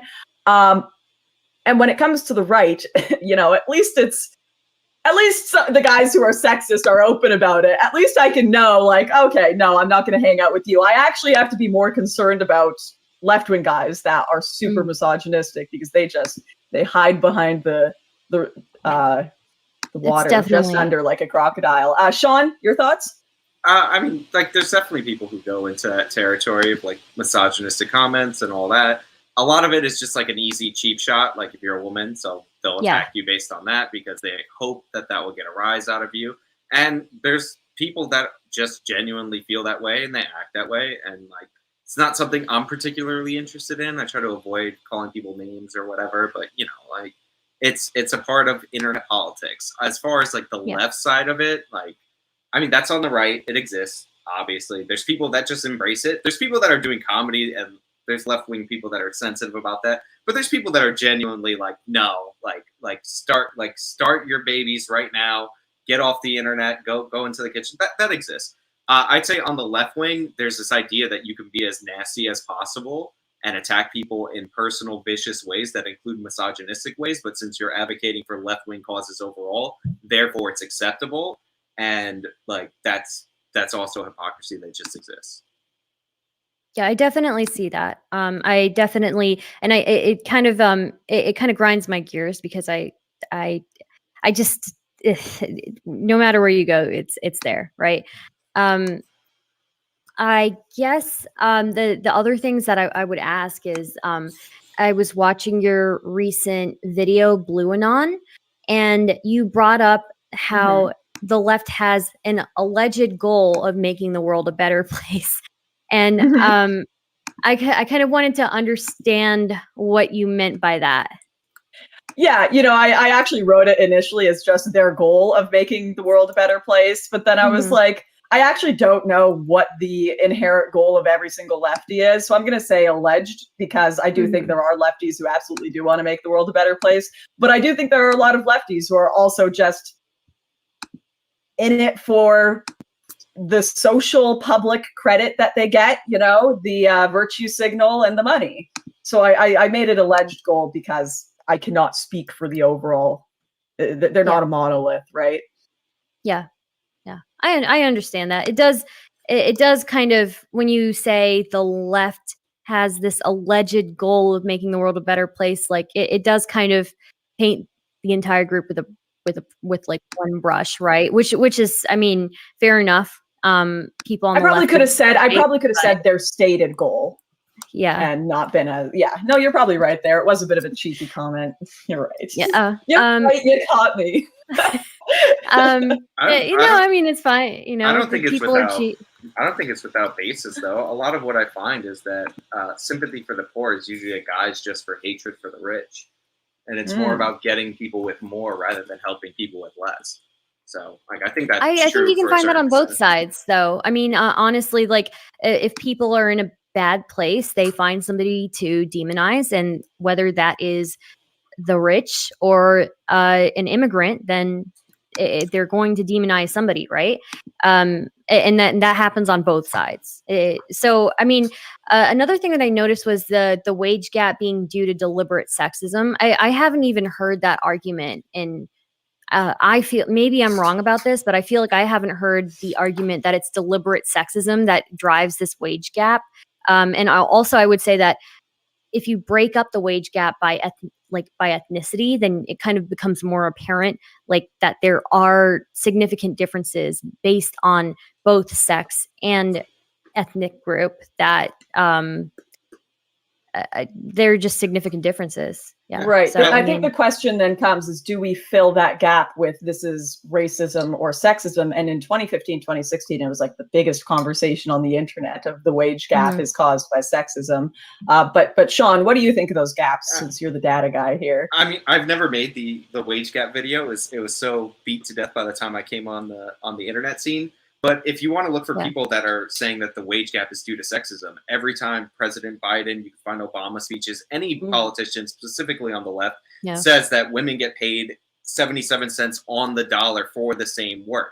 that is a sexism argument. They don't say it's due to sexism, but the for the same work doesn't factor in that that's just the raw earnings of men and women averaged together, not controlled for anything. So they're filling that gap with sexism. Yeah, I guess I haven't heard the full argument. I feel like you'd have to make an inference there, right?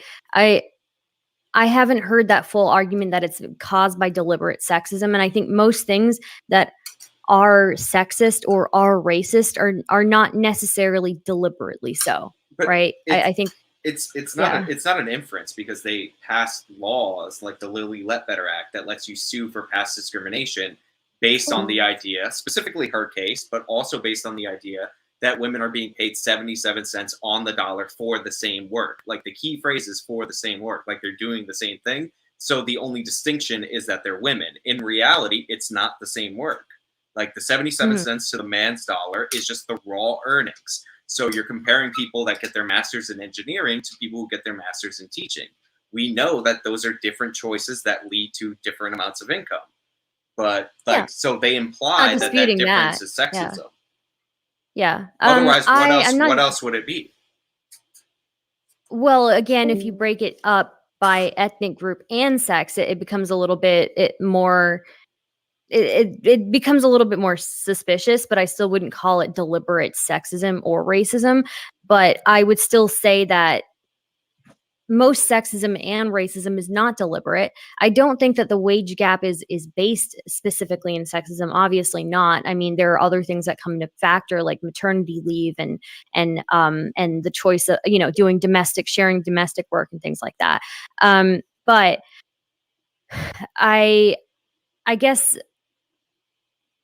I would want to see, like, if there was actual wording in something that was passed that says that was essentially what you're asserting here. I mean, when you bring up like the wage gap and you slice it by gender and race, right? The reason you're slicing it by those factors is because you're trying to assert that those are like operative factors, that has something to do with something. But in reality, like I think Hispanic women make 55 cents on the dollar, Black women a little bit higher than white, than Asian.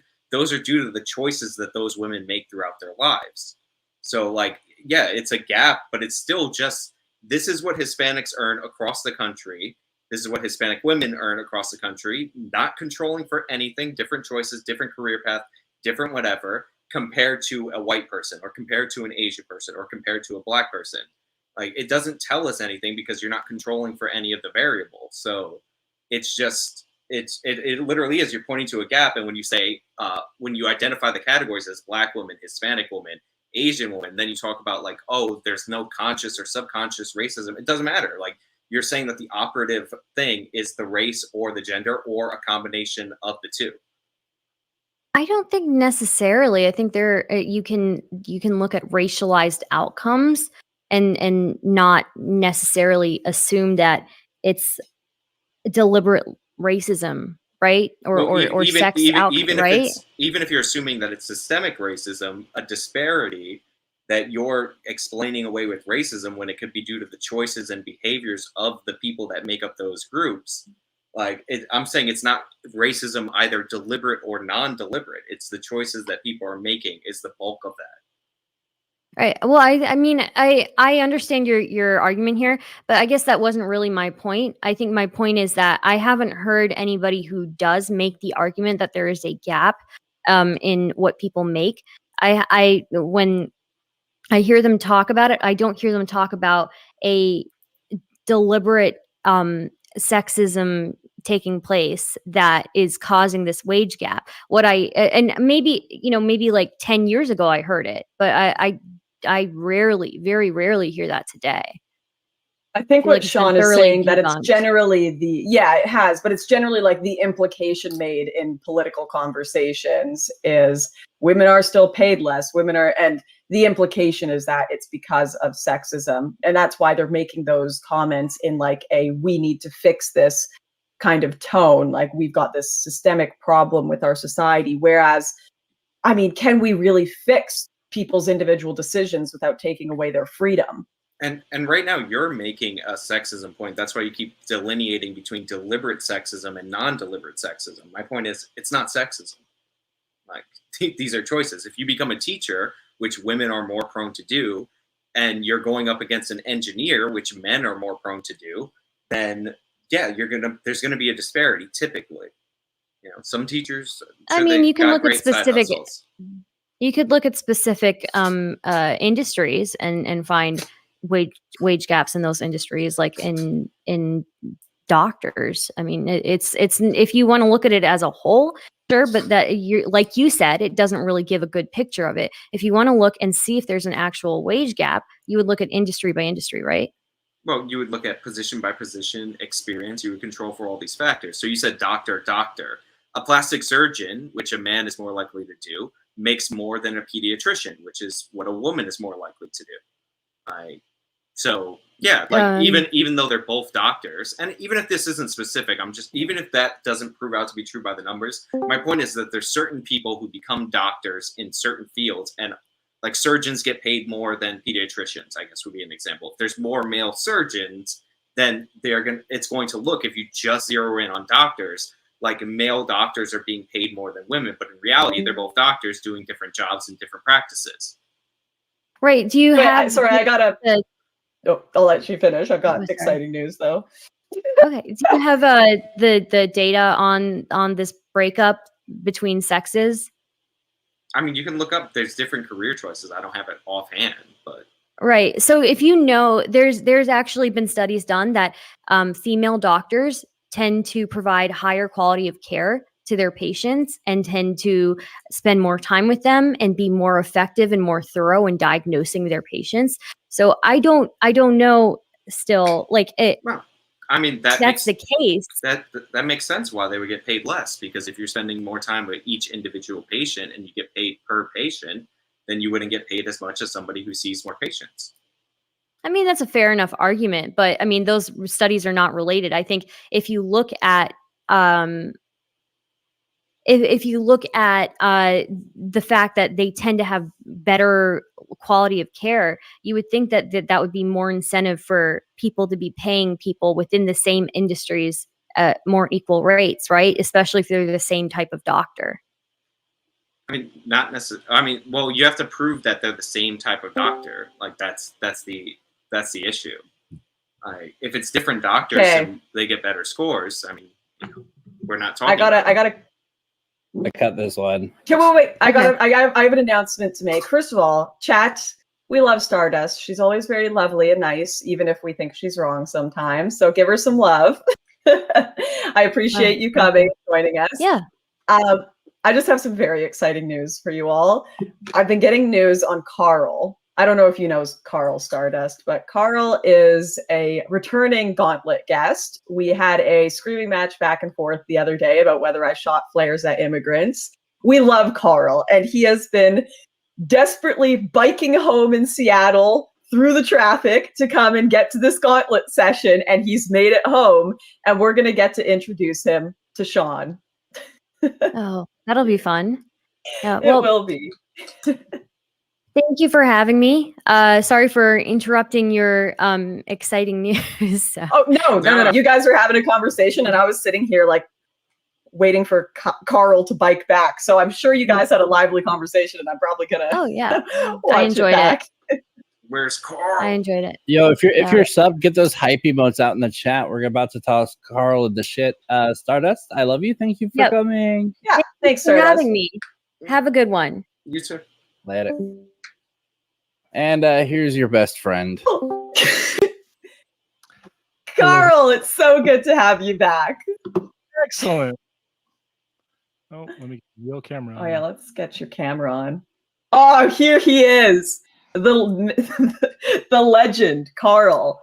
What did you want to debate about today? And today it's not just me. I've brought backup. In fact, I may just watch you and Sean talk because I'm so excited for this. Oh, nice. Well, I'm actually leaving this. This is all on you guys. You guys fight this one out. I don't want to. I don't want to be in the middle of this. All right. Don't leave. Okay. Bye. All right, Carl. What did you want to chat about? I have no preference. I just heard that I was requested. So, thing that I think was unresolved was that I made a mistake, and that was confusing identity Europa and generation identity. So that's on me. But you know, boarding the Sea Star, which was organized under Generation Identity, well, that's kind of on you, isn't it? But I didn't board the Sea Star. Okay, what was the name of the boat? Tell me what the name of the boat was. I never boarded the Sea Star. This is the problem, Carl, is you don't know anything about what happened. Were you accompanying because the Sea Star is the boat that is mentioned in all the articles about you and the flare gun incident. So what was the name of the boat? The Sea Star was a giant boat that I never touched or went on or I went near. I was on a little dinghy. I never even saw it. Never even saw it. So anyways, more misinformation from Carl. Okay, that's misinformation, right? And so the boat you were on was not organized by Generation Identity. Let's I was on a little dinghy boat with a handheld illumination device. There were no shots fired. There was no Sea Star that I went on. But we're not talking about this anymore because it is established you know nothing about it. That was not related to Generation Identity. Yes, Generation Identity was related to that, but it wasn't the Sea Star. The Sea Star was the large one. And I don't want to play. So I don't want to play. I have control of one fact. Trivia with you. Okay, no, but you. No.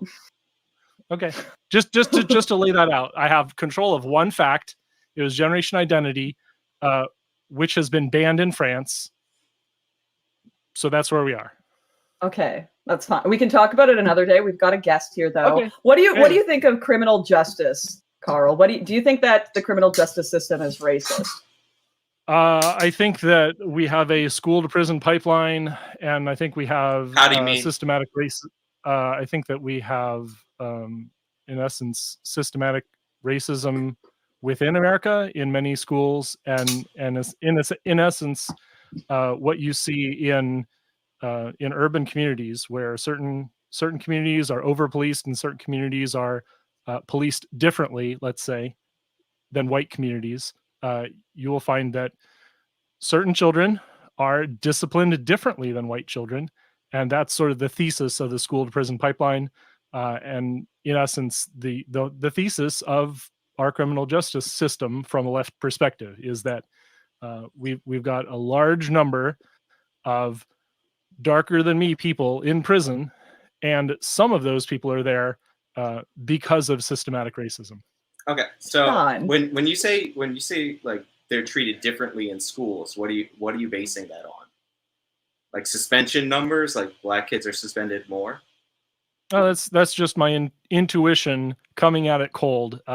Having read about this for a number of years, having control of very few facts, this is the impression that I get, and something that I'd be concerned about if I were going to hear about it in the media. I would correlate whatever reports I'm hearing with those pieces of coverage. So you haven't like looked into the numbers? So like if I were to like point out that the homicide rate for Black Americans is 6 times the rate of white Americans, that would sound alien to you? Homicide rate? Yeah, homicide rate. Mm-hmm. Is that controlled for control class? For age? It's about 5 times. What do you mean control for class? Like literally, like the median income for that area and the area the person lives in and their economic opportunities. Like, yeah, that's my question. Really, is it race or is it class? That's my question. I'm. So wait, does it change that it's a murder if they're broke? Yeah, I mean, if you're not broke, you have a lot less incentive to murder someone. What about rape? Rape tends to track very closely with murder. Is there an economic motive behind rape? Do Black people rape more because they're poor? It's sort of the system of self-medicating, if you will. So they're raping to self-medicate? I mean, this is the same system. This is a bad thesis. I'll come right out, but you wanted me to connect the dots. No, I was just asking if you were aware. You also wanted to say that murder is absolutely correlated with rape, and I'd like to see more numbers on that. You can look at the statistics. Places with higher murder rates tend to have higher rape rates. well, that's something that I would have to be very picky, like going to FBI. I mean, you could go to the Uniform Crime Report for any given year, but for rape, what you would actually want to do is only select pages of the Uniform Crime Report that contain the National Crime Victimization Survey, which is a survey that's sent out to about 174,000 households every single year, and it asks the victims and when the victims are able to identify their perpetrators, disproportionately they identify Black perpetrators. And typically the victims of rape of any racial group tend to be of the same racial group. So it wouldn't be racial bias that makes a Black woman identify a Black man as their rapist.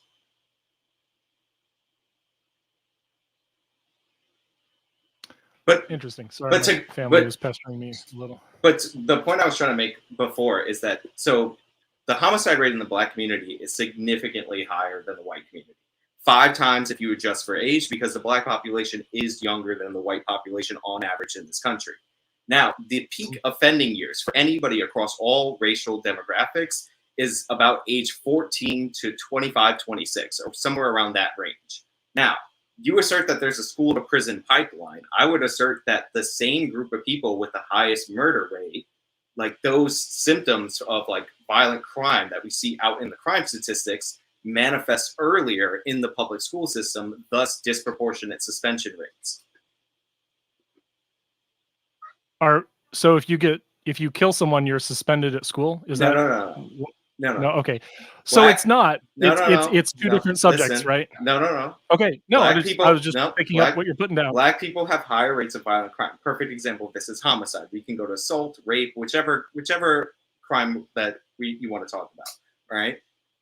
If your peak offending years are 14 to 24, I think it's insane to assume that those violent tendencies don't express themselves in school. Like they're from 9 a.m. to 3 p.m. during the school day, they're acting just as normally as any other group of kid.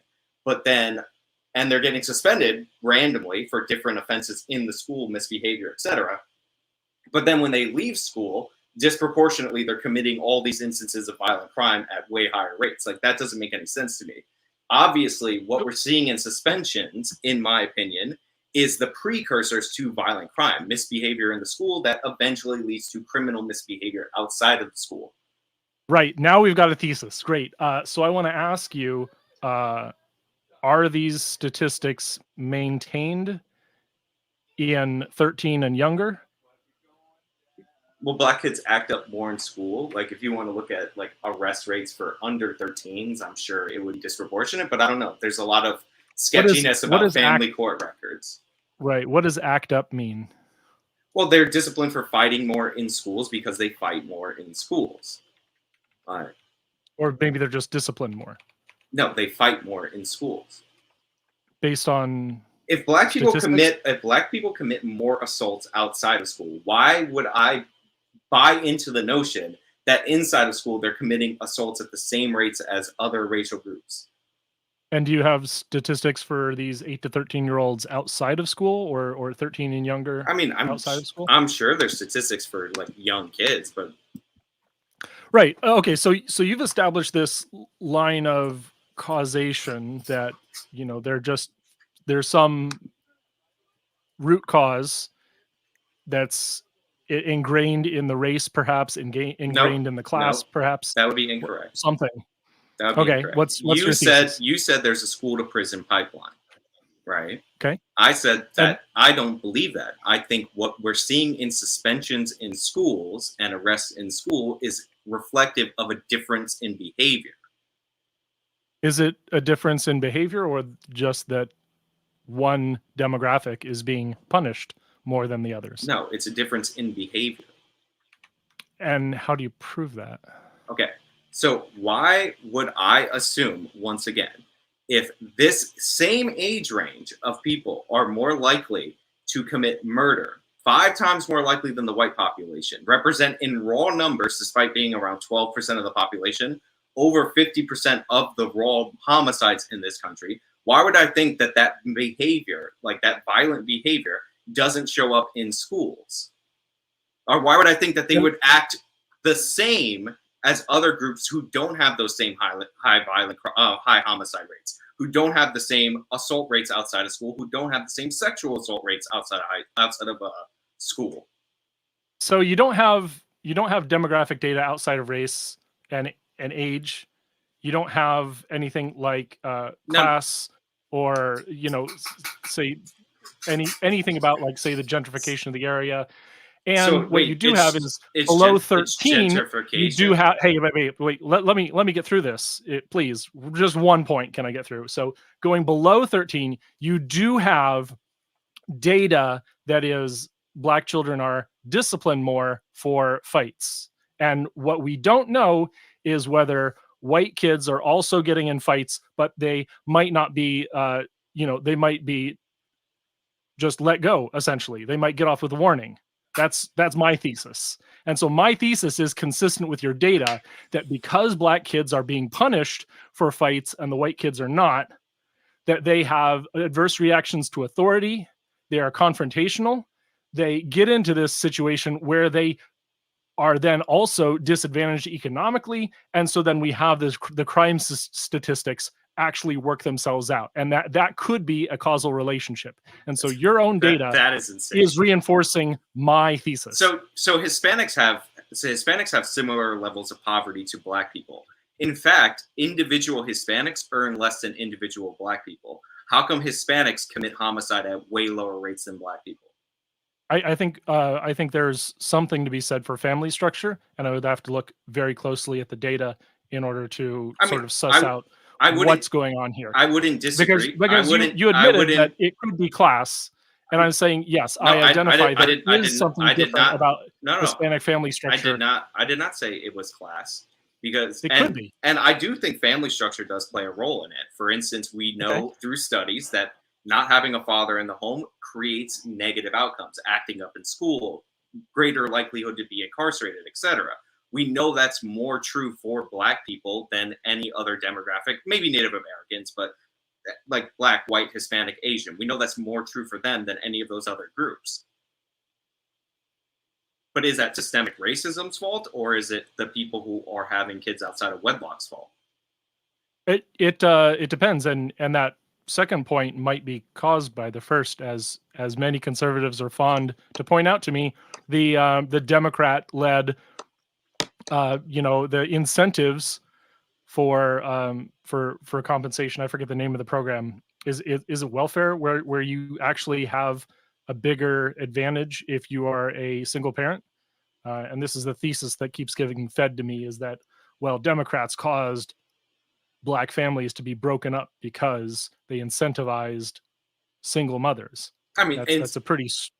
I think there's a difference between caused and incentivized, but sure, yeah, there's definitely incentives. And that would be systematic racism on the part of the Democrats, that they helped create a racist structure that broke up many families. So when before the modern welfare state, in the 50s, where we had things like redlining going on, and Black incomes went up, and their families were their families were more stable. Like, we had laws literally actively discriminating against these people, and they were moving up, and they had more stable families. Like, would you say that period of time is more racist than the post 60s, or about the same? I think that Reconstruction definitely had a very, very complicated. I'm not talking about Reconstruction. I'm talking about pre the 1960s. Reconstruction was post the 1860s. Right. I'm talking about, and there's a whole century, the 1940s, systematic changes that occurred post Reconstruction, and that's how we got white flight, redlining, and all of these things in the 30s. It's all systemic. Yes, it's all systemic. So my point was, in the 1930s to the 1960s, Black poverty fell dramatically. They had two-family housing structure. They had two parents in the household, all while there were laws actively discriminating against them. Right? Pre-1960s, open discrimination in the laws. Don't contest that. Post the 1960s, post the Civil Rights Act, they did not have laws that openly discriminated against them. And yet, we see the breakdown of the family, not during the period where we have racism literally embedded in the laws, but post the embedding of it in the laws. So like what makes the difference? Like why would giving people welfare checks? Well, I know what welfare checks are to help actually lead to negative consequences. But if your thesis is racism is causing it, like we had literally, you talked about redlining. We had laws that said you cannot buy houses. Black people bought houses during that period at similar rates to white people, even despite the redlining. Really? So you can look it up. We had the FHA. Yeah, no. So when we, and I know something about this. So when we had FHA loans that only allowed purchases within the preferred neighborhoods and the black folks were excluded, you're saying that they somehow overcame that disadvantage? They bought houses, according to the US Census data, at similar rates to white people. Now, they were already behind in home ownership, but if you look at a line chart from the Census Bureau, you can see this. I'll have to look that up. I have it linked in one of my videos on redlining if you look on my channel. But it does use census data. There is, I will be clear about this, there's a gap in one of the census years, but you can see the line before and after, so we don't know how it fluctuated in one of those periods. But you see like 1930, 1940 to 1960. Redlining was repealed in like 1968. So you could track in the middle of that period, the peak of redlining. They did grow. Now, you can argue about quality of their houses, and certain neighborhoods, obviously, they were discriminated against. Nobody's denying that. That was literally the intent of the law. But like they bought more houses, or they were buying houses at the same rate because their incomes were growing significantly during that period. That corresponds with black poverty dropping in this country from 89% to 49%. So just sort of like Hassan Abi, a house is a house is a house, right? It's just to meme a bit. Yes, of course, we have to admit that there are vast differences in the quality of Well, you can housing. look at different neighborhoods. So, for instance, in Ferguson, which was, you know, it's a place that always gets referenced in terms of systemic racism, pre the institution of Lyndon Johnson's Great Society, the housing values had near parity with white housing values. In Detroit, we saw black incomes were about 95 cents overall on the dollar to white incomes pre the Martin Luther King riots. I would argue, because I'm correct, that the riots after the death of Martin Luther King are what caused the fall of Detroit. That's what caused white flight. That's what caused panic. But anyway, they had to be integrated. Pardon? Because white and black families were integrated at that point. In the 60s. Yes, racism causes white flight, yes. No. After the Martin Luther King riots, when Martin Luther King was killed, there were riots that were destructive in Detroit. I don't want to live in places where people riot. So people left. This is not surprising. So the riots caused white flight. Yes. Nothing about redlining or the gutting. Martin Luther King was killed in like 1968. That's when redlining ended. Mm-hmm. That's when the white flight. I'd recommend. I made a documentary on this called Crossfire, Carl. I'd recommend watching it. It's very good. Also, I really want to never forget the statement. I would argue because I'm correct. I'm going to use that, Sean. That's very good. I'll remember that too. Continue, too. I'm enjoying it. Anytime we talk about nuclear energy, I'll absolutely use that one. Because dude, the chat think you're based for that. I'll tell you right now. Oh, I love nuclear energy. That's the subject where I have a great amount of knowledge. Unlike I have the basic liberal education on race and history. You're pro nuclear energy? Absolutely. Yes, thank you. France has it right. France gets like something like what percentage of their power do they get from nuclear? 65, 75. From their grid though, like just a grid? Yeah, well, right. I thought it was higher from the grid, and then obviously they put gas in their cars or whatever. But like compared to Germany, like this is clearly and obviously the solution. I've been a big nuclear person. I think once people stop getting all panicked about radiation and realize it's one of the safer like ways to power our society, and that we literally need it if your goal is to have an energy-rich society without carbon emissions. Like it's the only choice. You might be surprised to learn that the fear of radiation is based on eugenics. I always thought it was psychological. Like, it's invisible, we can't see it, so we panic. Kind of like the way people feel about like germs, like how that elicits a panic. That's kind of ridiculous, because radiation is the easiest contamination to detect. No, you but literally we can't see it or smell it. You know what I mean? I mean, you can't see or smell most of the chemical agents that are going to kill you, like mercury. That's really going to mess you up, and you can't tell. Yeah, but mercury's not. There's no fun in that. Like, you know, nuclear meltdown. It's all scary. The radiation's going to come and get us. Like, it literally, like, one of the worst movies to ever come out. And granted, it could be a fine movie. It's called The China Syndrome, and it came out 3 days before 3 Mile Island, and that scared the crap out of people because they're like, radiation, burn a hole to China. What scared people about 3 Mile Island was confusion in the government leadership, and they decided, oh, we're going to announce it, and we're not going to give instructions on evacuation, and then we're going to give and then it was a whole clusterfuck with the leadership of that of Pennsylvania at the time. And you know what's even worse about that is that they used 3 Mile Island in X-Men Origins Wolverine, and that's where Wolverine fought, not Deadpool, in one of the worst movies I've ever seen in my life. Yeah. And out here in Washington, we've got a half-finished nuclear power plant called Satsup, which is where they film a lot more stuff like that. Are they gonna? Is that one ever going to be operational or no? No. What's more likely is that sites 1 or 4 is going to be taken over by X Energy, and those are in Richland, Washington, across the street from the LIGO Observatory and the Hanford Reservation, the place where we built the bomb.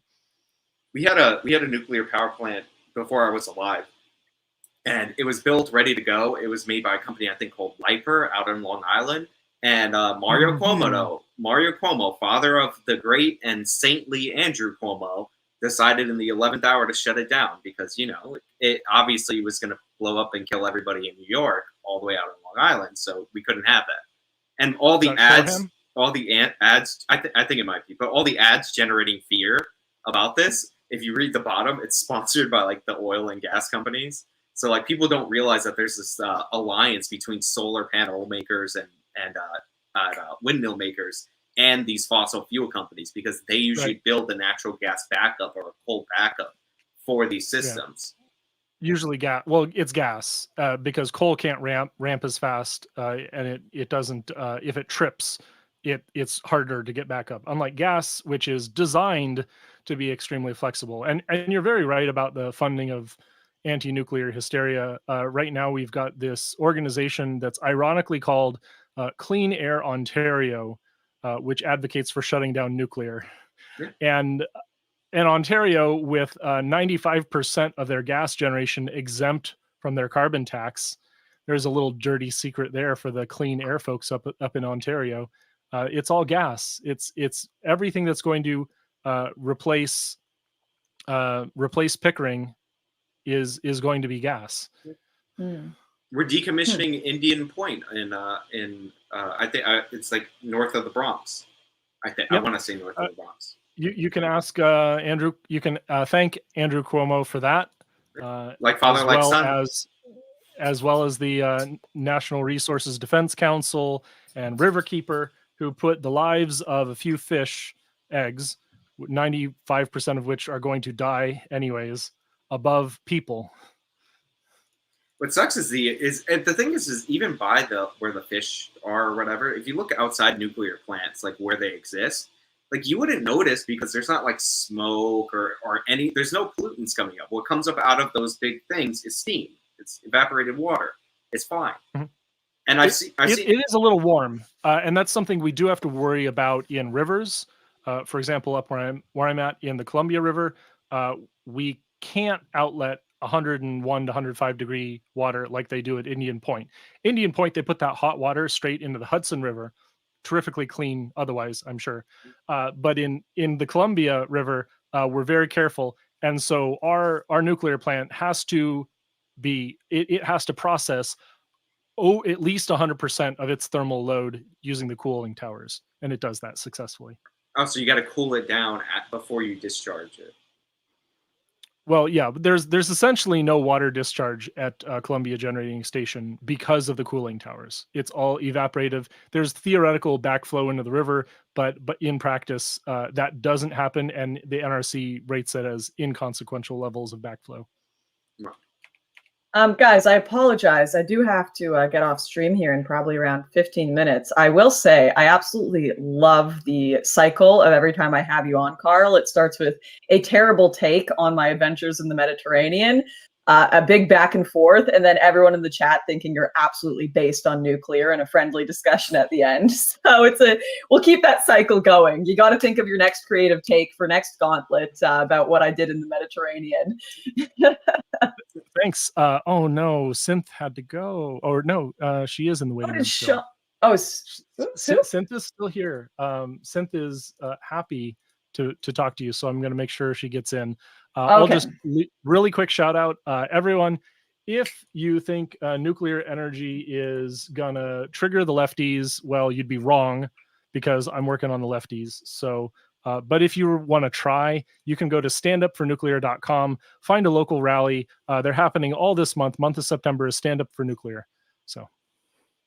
All right, thanks for joining. Oh, actually, someone actually asked what your channel was in the chat. My channel is yestv.org. It's Your Environment Seattle, here on Twitch and as well on YouTube and a bunch of other places. But really, just go to yestv.org. That'll take you straight to my recommended content, which is a bunch of lectures about nuclear. Oh, or I registered a new domain just for you, Lauren. It is Soyaddle. Soyaddle! The best. We love Carl. All right, we love you, Carl. We'll see you next Gauntlet. Nice talking. Awesome. Yeah, that was great. Thanks, Sean. We're really enjoying that on my end. I'm a big nuclear energy guy. Yeah, no, it's really nice. It's really nice encountering environmentalists who know what they're talking about, because they're always usually disagree with the majority of progressives on the environment. Ooh. This is going to be our last call. Synth, welcome. Let me get your video all set up. All right, Synth, I'm here with Sean, or Actual Justice Warrior on YouTube, and we're just taking questions, taking names, having chats. What did you want to hit us with?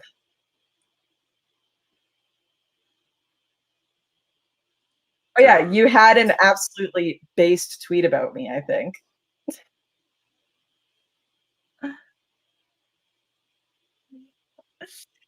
Apparently, Synth says I'm more of a leftist than...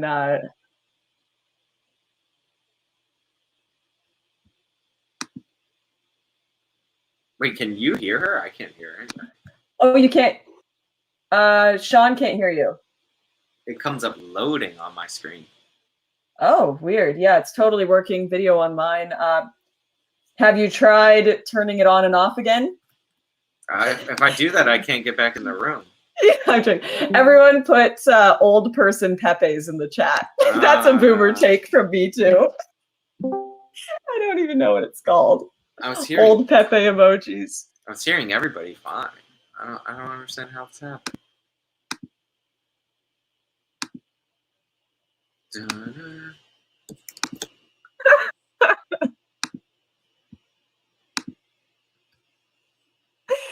Locally muted. Yeah, that's weird. I don't know what's going on there. Me neither. I still can't hear. I don't know. So you still can't hear. That's really, yeah. No problems here. I can hear everybody up until this point. People are putting RIP in the chat for me. Thank you. People in my chat. Sean is absolutely autistic in a good way. We love the autism here with stats, but can't work as... He gave up all of his ability to use technology so that he could download all of the knowledge of stats in the known universe. Oh, I can hear now. You fixed it. Reconnect? Yeah. Oh, wait. Yep, it's there working. You go. Okay, throw your video back on if you can. Okay. Hello. I'm back. Hello. Welcome. Perfect. All right, what did you want to hit us with?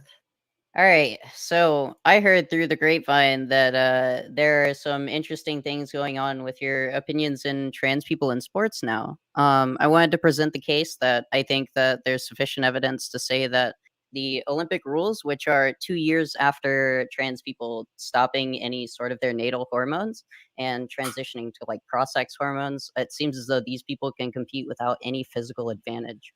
And this is supported by several studies that I can send you. Okay, so I wanted to quickly, before I let Sean talk about the sports stuff, because I'm sure he's got all of the stats in his brain downloaded from the universe.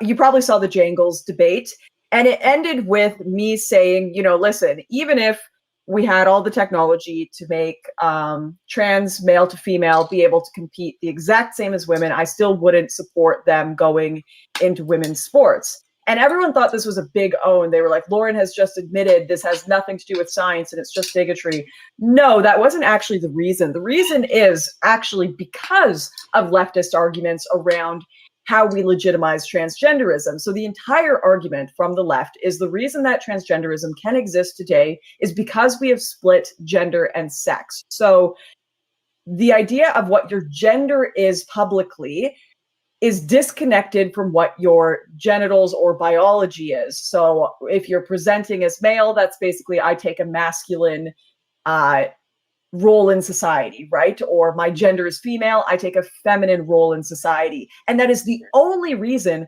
why I can take any sort of interest in transgender arguments is by looking into the gender versus sex split.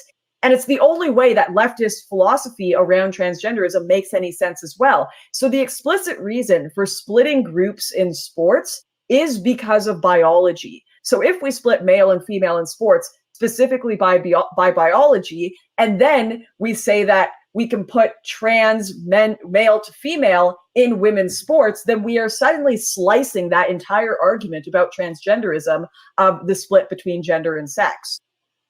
Okay, so I think there's a significantly different I guess position that a trans woman who is like say like a year or 2 years into HRT is than a pre-transition trans woman. To me, this might actually kill some of the people that really follow me. It's a lot harder to say that like a trans woman who is like hasn't taken any hormones, hasn't had any surgeries, hasn't done anything like with their biology makeup, that like this person is even close to female. Like that, this is an impossible statement to say. Though if someone did have like they had a neovagina, which is anatomically structured like almost like a vagina, and they've gotten very, very close to like natal vaginas at this point. If they've been taking hormones for a very long amount of time, and their body has restructured into like the feminine range, there's a significantly different like I guess I agree. There's like a people female and allowing them into women's sports rather than allowing like people who haven't transitioned yet and people who still have like the natal hormones that they were born with. Okay, so but that comes into an interesting argument of, do you believe that we can, and this is a huge argument in the transgender sphere, because I've been dabbling in that and having discussions with people certainly Please a few months ago. To the Twitter trans sphere. It's that's something cancer. Special. No, absolute cancer. Please get the fuck out. Yeah, just block them all. No, I literally no. I have a lot of the trans. I have a fuck ton of the trans creators blocked because they're just terrible people. It's okay. Yeah, they go wild. I'm actually afraid of trans Twitter death squads, not gonna lie. If they ever got any sort of physical power, if they could organize themselves with their 20 different mental illnesses eventually, then that would be very scary. But no, on the question of the difference between someone who has done no efforts to transition versus someone who has gotten a bunch of hormone treatments, surgeries, this comes down to, do you think that we can medically change someone's sex? Because once again, the transgender argument is that we are talking about someone's gender, but do you think we can medically change someone's sex? So not just impersonate it. Sure. So, and I would have to find this article again and search for it because I found this article a long time ago and I don't remember where I misplaced it. But the last update that I read to like doctors determining what sex is that it goes off of, I think, like 5 different characteristics, and as long as you're like 3 out of 5 on either of those, just purely because as like a natal female, you can be born with male chromosomes, and you can be born with a like an estrogen deficiency and also a testosterone imbalance, so you can look like a man and have a vagina.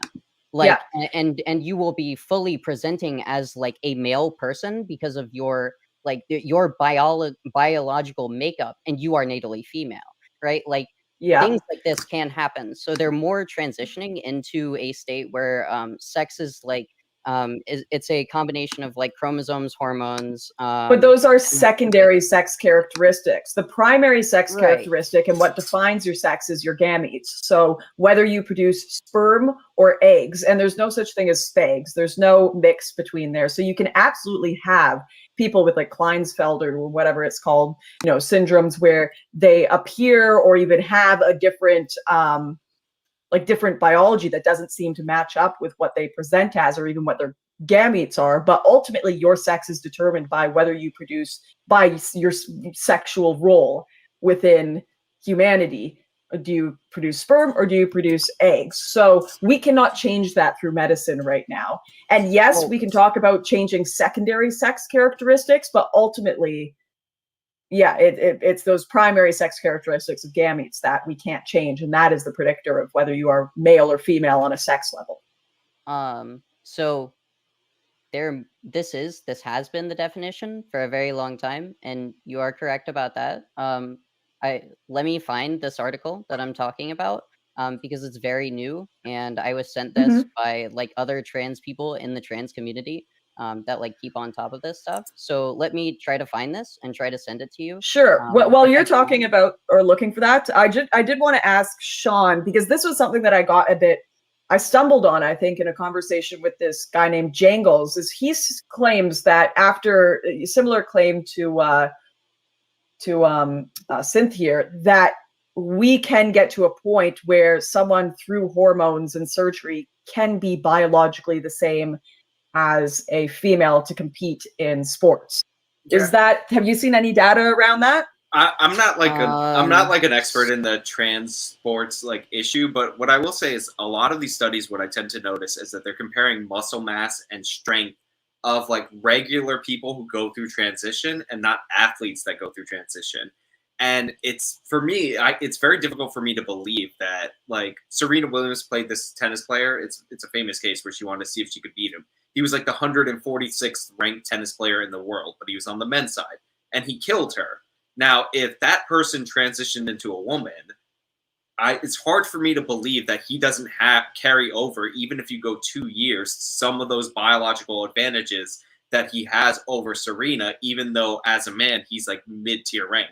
So a lot of those studies don't tend to track actual athletes. They're comparing muscle atrophy of regular people who become trans women to regular biological women. Like, athletes are people who build up. It's somebody saying 203rd best men's player, but that's not the point. Like, these are people who train as athletes before they transition. That's where the concern is. And I'm in agreement. Like, I think for trans men, females who become man, if they can compete in the men's league, that's totally fine. The men's league is about open competition and the best athletes coming to the top. If you're a woman and you could throw 95 miles an hour, Jacob deGrom's injured, the Mets could use you. I'd absolutely take you on the team. I don't have any gender bias in that scenario. But female sports are designed for biological women on the high school and college level. They're designed to give them scholarships. If we're going to be more accepting of trans people, that's fine. I think the better solution would be different leagues for them, because they like, making a trans woman who's definitely disadvantaging herself against the men compete against the men that's not a reasonable thing. But like, if you want them to have scholarships or whatever, even though they're taking like even though they have some kind of advantage over like other people competing for them, then I guess what you would do in like running or whatever is run them separate, and like they can go to a college that will have a team, because like, you know, local high schools might not have enough trans people to field the team, but a college that recruits from across the country might be able to. But for me, women's sports are typically we design them for biological females so that they don't get hurt. There's a reason that the Women's World Cup soccer team lost to a team of 15-year-olds from Dallas. Like, there's differences in biology that I don't think 2 years, especially athlete to athlete, can account for. So I really like that you opened with, I don't really know much about the trans athlete stuff, because it is true. And the current studies that point to the amount of time that is actually like within, when you should be able to transition and when those, like when the effects go off, then it is about 1 to 2 years. And there are like studies about this. I mean, I think yeah, I did read that study. And also like the previous studies that have been done on trans athletes specifically only ever measured trans athletes that were never given cross-sex hormones. In 8 studies from like 2004 to 2015 on all of these, it was all really bad misinformation that was published on trans women about these things. So I would like to see like what studies you're getting to say like these people don't have significant enough deterioration and like otherwise biological change within 2 years of cross-sex hormones, because the studies that I have directly go against that. Well, to be clear, like I said, that I don't know, I don't cover this kind of stuff on my channel. I was just giving you my perspective and from like what I've seen. If you have information that you want to send me, that's totally fine. But my general position is that we design female sports for biological females for their safety. And I like, for me, it would, if proven wrong, fine. But for me, it's hard for me to buy that somebody who trains as like a tennis player or some kind of an athlete for years as a man, 2 years into hormones is going to lose all of those advantages and become equivalent to a woman.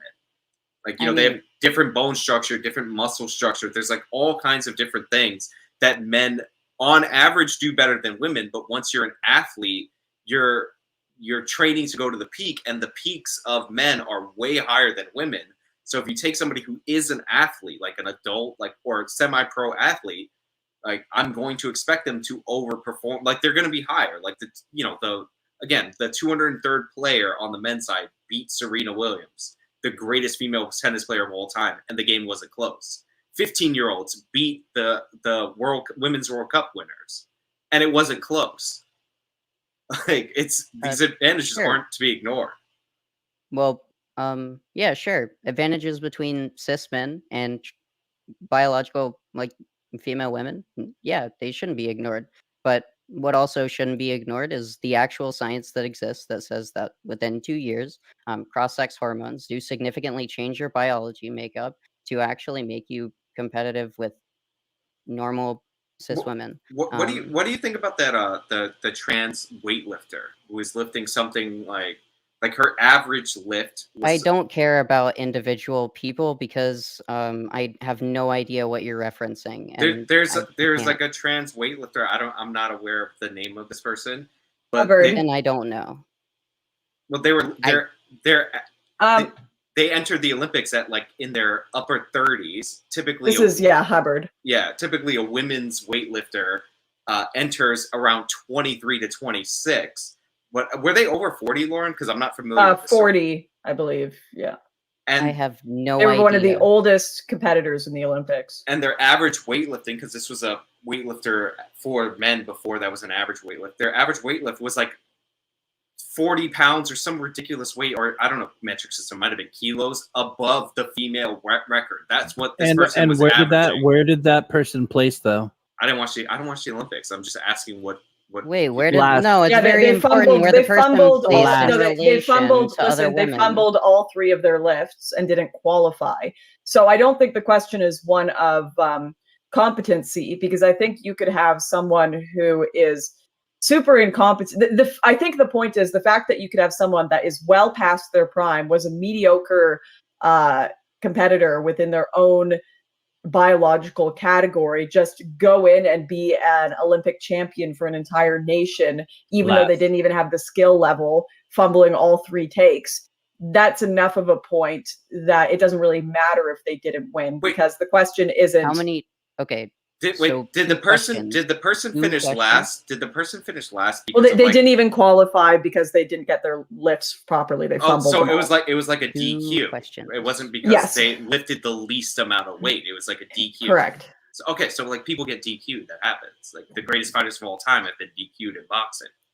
Like, I have, yeah. So I want to know how many years this person was on cross-sex hormones before they participated in this, and also if they were training through the hormones, which will effectively negate, like, if you have high testosterone. I would assume if you're like, proposing the biological Olympic standard and this person was chosen as a representative in the Olympic, that minimum they were following the Olympic standard. Okay, can you get me this? I But don't know who the this person's person name is Hubbard something. Hubbard is their last name. I can't remember their first name. Okay, well, I really Laurel don't wanna think Hubbard. about Laurel Hubbard. Yeah, we can do this next gauntlet because I do have to go. I'm 40 minutes over. But it was really lovely to have you on, Synth. I think it makes for lively conversation. And if you're around next Thursday, you can do some reading on Hubbard, and I'd be happy to pick this up where we left off. Yeah, for sure. And I'll like try to find that article that I was referencing, because that is a really important article for me to have, in, where science is moving. But thank you for having me on. I appreciate it. Absolutely. And Sean, you are always welcome. It's really nice just sitting here and getting to watch you debate while I just read the chat. No, you're always welcome. All right. So, yeah, Synth, gonna say goodbye. Did you have anything you wanted to shout out first before I yeet you out of here? Sure. I'm Synth is here on Twitter. You can come watch me virulently shitpost and ruin your timeline if you want to. Follow for that. There you go. Awesome. All right. Go give them a follow. And everyone else, shut off that video. Sean, how did you feel about the gauntlet? It was interesting. Obviously, heavily skewed toward asking you questions instead of me, which was nice. I apologize. I tried to balance it out a bit. It's fine. I should have found the link and like tweeted it out to my Spurgs, and then they would have came and yelled at me. True. If you want to do this again with me, I'd be happy to set that up so that we can get more people in line for you, and we can even set it up like a few hours beforehand, so we aren't waiting, and we know that there's a good balance. But yeah, any final thoughts you wanted to add? Yeah, I mean, thank you for doing this. It was pretty fun, interesting. Definitely went longer than I thought. I'm tired and cranky, and I have to. Oh shit! It's super late where you are. And I have to read super chats because they've been sending them, but and I'm so sorry. Yeah, no, it's fine. I definitely like to do it again. And if you need a teammate for a debate, especially on criminal justice issues, think about it. I promise you, I will be hitting you up for that. I promise you. In fact, I may just set one up with Lance. Oh God, my favorite person. Both of ours for sure. All right, have a good one, Sean. I'll let you read your super chats, and I'll just say a few last things here to my chat. But I'm going to hang up the Discord. All right, later. All right, bye.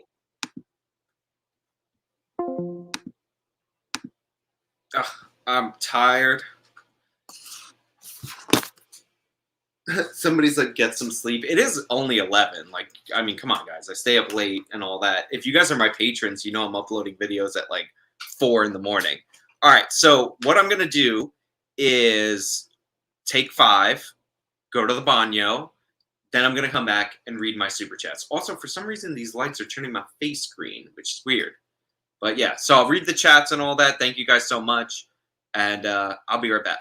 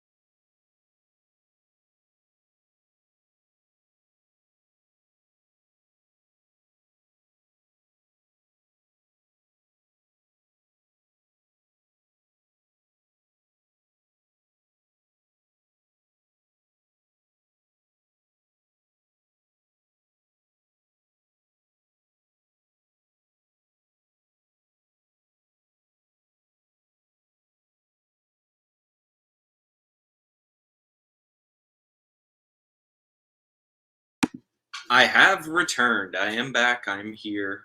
The camera seems to have adjusted to not make me green. Let me turn that so the light's not blowing me out. Can you guys hear me? And it's a delay in the chat, so of course you can hear me. Let me go to the super chat. Oh, wait. There's a way to pull it up on YouTube. Don't worry. I'll read all of them, even though I'm tired. Let's see.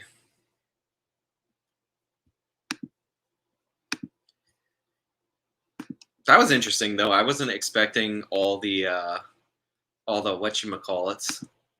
Well, actually, I was. Like, I thought maybe some of the people who didn't like me would make it to it, but like, I didn't have the link to that Discord, like an invite to throw out to people. Like, I tried announcing it, but I don't know if people could join through that, if I'm being honest. So, like, I don't know. Supers. Let's see. All right. Oh my god. Oh my god.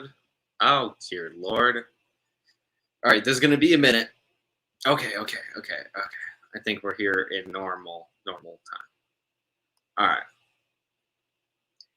Well, that's from my video. Somebody said, "Crime deniers, are you serious?" Yes, I'm serious about calling people crime deniers. That was in the title of my last video that I uploaded this morning.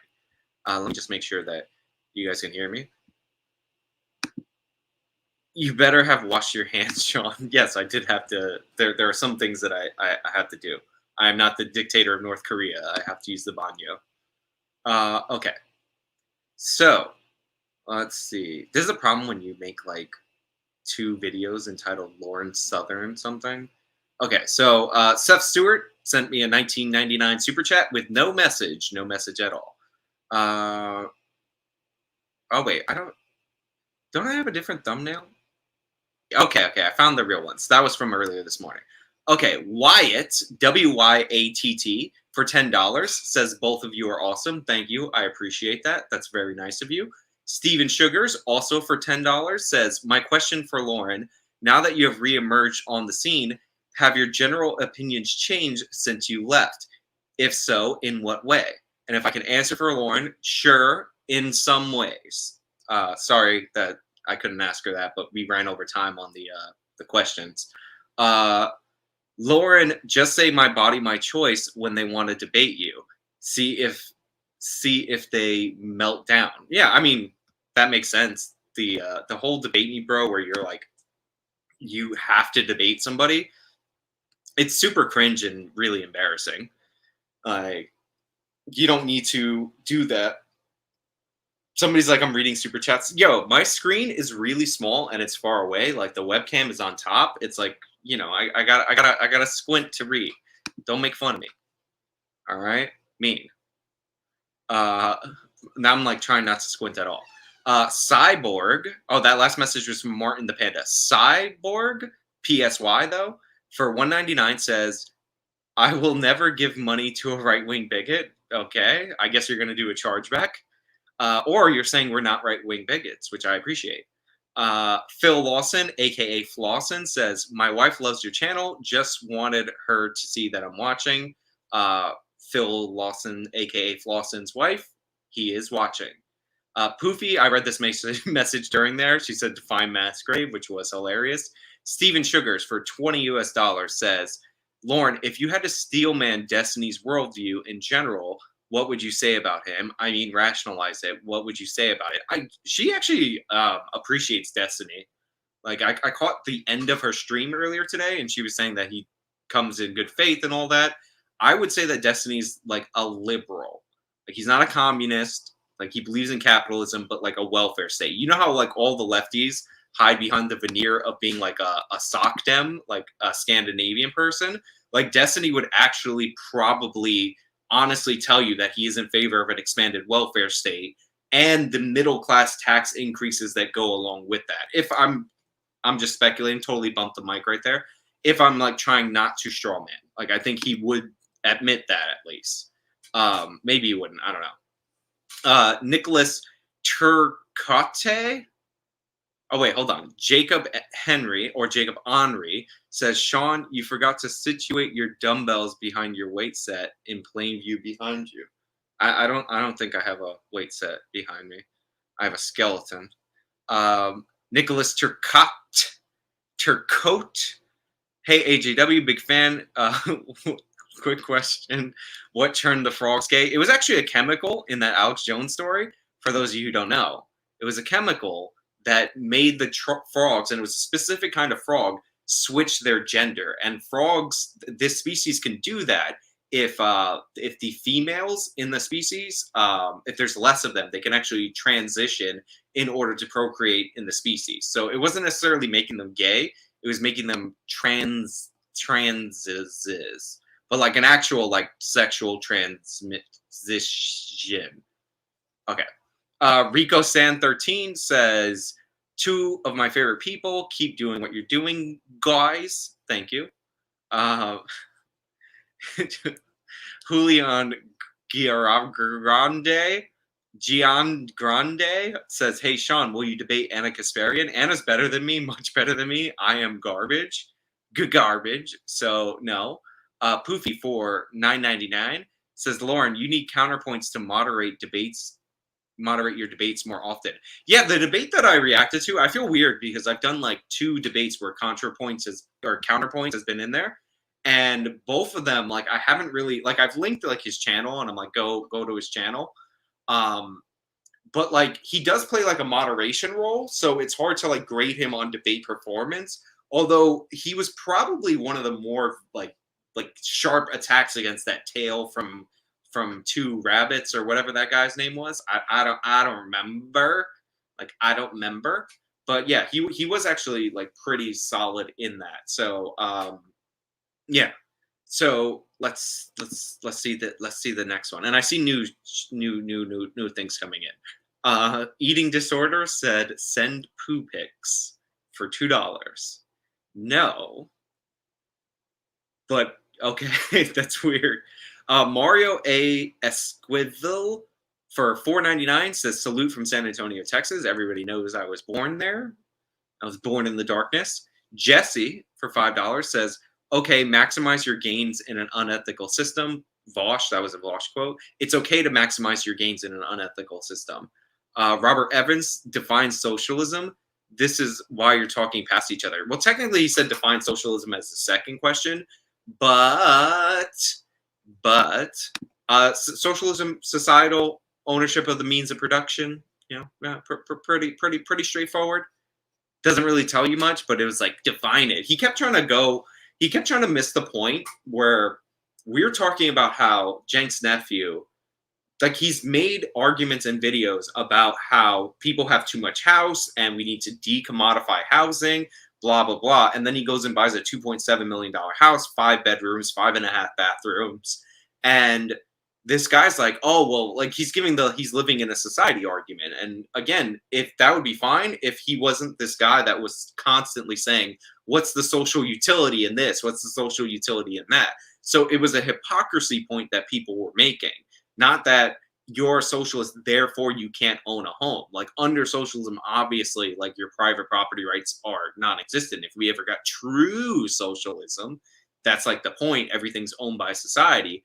But they're like, oh, you would have somewhere to live, but it probably wouldn't be unless you're a member of the party, a 5-bedroom, nice mansion with a pool in West Hollywood.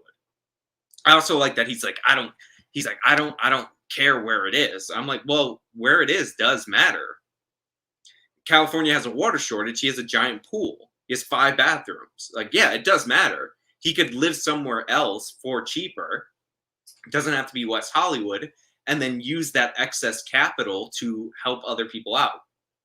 Also, the point I was bringing up about him not paying his editors, that was from a long time ago, but, maybe, like, he doesn't use editors now or whatever. But he wasn't paying, his editor wanted like $1,000 a month, right? And he wouldn't pay that when he was pulling in just from Twitch, according to Destiny, minimum $43,000 a month. Like, that's crazy. Like, I pay people. If you design a shirt for me, like, this shirt, like, I paid the person. They try to give it to me for free. I paid them for it. Long story short, Hasan is in the Twitch Amazon Revenue Partnership Program. He exploits the workers of Amazon. Well, I mean, you can give him free subscriptions via Twitch Prime. I don't see him donating that money. That's money spent on Amazon that he's getting a cut of. A long story short says, is Sean ready? Any super chats? Reading is probably what you're trying to ask. But yeah, I just read both of yours back to back. Kevro for $10. Exploitation. Learn to pronounce it. An action or fact treating somebody unfairly in order to benefit from their work. What part is unfair? See, this is what I was trying to get down to, and I was trying to get him to tell me why it's more moral to overpay Americans who have a high standard of living than to pay people in the Far East that to pay people in like the Far East that need those jobs in order to survive. Like they would be subsistence farmers without those factories. Like this is how people raise their standard of living. And I was asking him if he thought that the parents in Indonesia were somehow morally inferior to the parents in the United States because they send their kids to work. Obviously they're not. They send their kids to work because that's the best option that they have. But yeah, he didn't want to answer that. I did get him though when he said that whenever Jenks' nephew's house was built in like 2014, or if it was 5 years ago or whatever, he shouldn't have to compensate those exploited workers. But he's in favor of reparations for slavery, like, you know, hasn't been in this country for like 100+ years, 165 years, whatever. But we have to pay back those people like crazy. Jimmy S for Canadian $5. Can you guys just tell this clown that Jenks' nephew could have bought himself a $500K house and donated the $2 million to the needy? Yeah, see, he kept trying to cut it off before we got there. Poofy for $4.99 says 1.5K viewers. Wow. Thank you all for joining. Please hit the like button. Aw, and boost it. And go to Lauren's stream. Linked in the description, her channel. Go give her Twitch likes. Do that Twitch Prime Twitch subscription. Costs you nothing, and you could support her. Topher Cam for $1.49 sent me a hamburger as a super sticker. I don't get that. AJ1218 for $100. Thank you, AJ1218. I just retired from the army, enjoyed your content, and will keep enjoying it. Keep up the good fight. The war for Afghanistan is over, but the war for the West's soul is still going on. Thanks for the videos and chat. Oh, and chat needs to like the stream. You know, I wasn't pushing the likes like I do during the the normal like video making, like when I'm doing the premiere. Because it would be distracting for me to do so. But thank you guys. Like I see a bunch of these and it's really nice. Seamus McBride, nice to see you doing more live streams. I feel like Seamus McBride might be the Freedom Tunes guy, but I think he would just use his Freedom Tunes account. Unless he didn't want to know that he like no association. But I know the Freedom Tunes guy name is Seamus, but whatever. Character holding. No, this isn't her stream, but I'm pretty confident Gavin called her alt-light once. Yeah, see, that was the weird thing is like, if you're going to come after somebody, you have to like get stuff that they actually said, right? So, or like be able to quote, like, because you can't, like, I'm not going to vaguely answer to random charges. Like if you say, Sean, like, I think in this video, you implied that you feel this way. Respond to that right now. I'm not going to answer that. It's a completely loaded and garbage question. Not garbage like me compared to Anna Kasparian, but pretty garbage. Let's see. Where'd I go? Okay. Topher Karn for $5 says, interesting. I'm having a great time chilling, smoking. Thank you, Sean and Lauren. My first time here. The more conversations, the better. Aw, thank you, Topher Karn. Poofy for $4.99 says, Sean. Andrew says hi. And hello to all Don't Walk Run fans. He's catching some Z's. Aw, Andrew. Andrew's a sweet boy. He runs a channel called Don't Walk Run Productions. He has fled New York for a lower tax state. And yeah, I won't tell you where he lives because that would be doxing. Not even the state. Even if he said it in his own video. Nicholas Mosul says sexism of the gaps. Yeah, that was the point that I was driving at. She kept saying something about like not implicit or not deliberate sexism, and it's like, but my point is it's not sexism. Nicholas Molzel, again, Jordan Peterson makes the argument quite well. I'm sure he does. I don't know what you're referring to, but I'm sure he does. Halsey Geist, leftists literally make up stuff to find sexism and racism and try to reinforce their bias and ideology. It's pathetic. My rascal for an Australian, $10. I don't know. I was going to go with the 5. This is to Lauren. Thank you so much for highlighting the farm crisis happening here in South Africa. It is so disheartening as a former South African to see my home country in such shambles. Yeah, I mean, if you're in that situation, it's terrible. I talk to people that like have family over in South Africa, and it's very upsetting for them. Aggressive iguana. We are seeing firsthand a lefty falling apart by facts in real time. This is beautiful, Sean. Keep hitting him with the stats. I don't know which aspect that was because these don't have times on them, but thank you, and I will do. Joshua Hackler, not to be confused with the heckler, for $5 says, yo, can everyone in the stream just tap the like button? Thanks, fam. You guys are really like sweet with that. I do appreciate it. Like, I know like cheesy calls to engagement are like exactly what they are. And I can never be a Philip DeFranco where I'm like, buckle up, hit that like button, and let's just jump into it. What's his opening? It's like sup something. Sup, you beautiful bastards. Like that, right? We got a fantastic show. But now he does like a little comedy bit where he's like, oh my God, it's so hard. Buy my shirt. That's like me with my hands in my face. It says it's so hard. And buckle up, hit that like button, and we'll just jump into it. I can't do that. Like I can do the calls of engagement, but I'm not gonna lie to you. It's like a call to engagement. It's not like do it for me. Like if I don't get enough likes, I will cry. That's not how we're gonna work. Let's see. Mao Demighty, I'm worried about this already. Canadian $2, also a bad sign. Mao and Canadian. AJW, I love you. I heart you, actually. No homo with a 0 at the end of homo. Lauren is hot. I'm a sexist. A+ all the way. Rico San 13 for $5. Can we get Bearing on the stream? Did Bearing show up in the chat? I missed that. Robert Evans for $20, supporting this conversation. It's a conversation about having a conversation. Hydro Logo X, I think it's Hydro PX, US $5. You need to build more data or data. Topher Karn for $5. A thesis. Sean is handing you a scholarly article on EBS co-host, Dork. EBSCO? I don't even know what that is. Be humble. It's Socrates. I am the wisest man alive, for I know nothing. Yeah. Miguel Zerita. Look, I'm pronouncing the Spanish names. It's coming out. $10. Keep up the good work, Sean. It's disgusting. People accuse / ignore violent behavior. Also, do you still plan on making a video on the documentary 13th, or is it unnecessary at this point? The documentary itself, I'm not sure because, clips are really like what I like to use and respond to, but movie clips are questionable. But I'm thinking about it. Heistgeist for US $10 says trans women are not women and they should not be competing with real women, period. Fallon Fox, who is MMA and trans, broke a female fighter's skull. They are not women.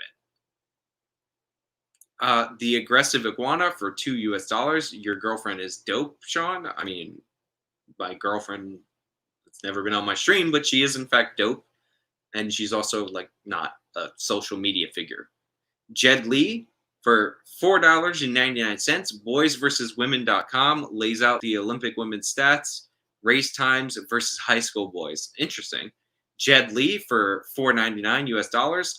Biological women generally don't understand the rules to sports. If I take 2 years of hormones, would I forget the rules? God. Oh my God. Oh my God. The aggressive iguana, get some sleep, Sean. Thank you. I appreciate that. Stacking damage for $5 US. Next time, just leave an empty chair in view. Well, yeah, no. You guys don't need to see. Honestly, the room it's a total mess. It's totally disgusting and depraved back here. The thing is that if I hide the chair, if I get rid of the chair, right? If I hide the camera, you don't get to see all the mess because I am blocking all the mess back here. It's just destroyed. All right. So some new supers came in. I will read those, and yeah, then we get close it out. Oh my God, so many came. Okay. You better have washed your hands, Sean. I read that on there before. That's from the Aggressive Iguana. Afri Cook, which I was going to read cook as a different word. $5 US. What is your most libertarian position? Pro-child labor. Like, send the kids into the mines. I think it's awesome. Send them to the mines. Darth Rancor for $5 US. Want to see more Lauren and Sean discussions like this? Yeah, it would be nice. Phoenix Lord Osterman for $5 US. Any chance you could reach out to Nick Rekikira? I can't pronounce that.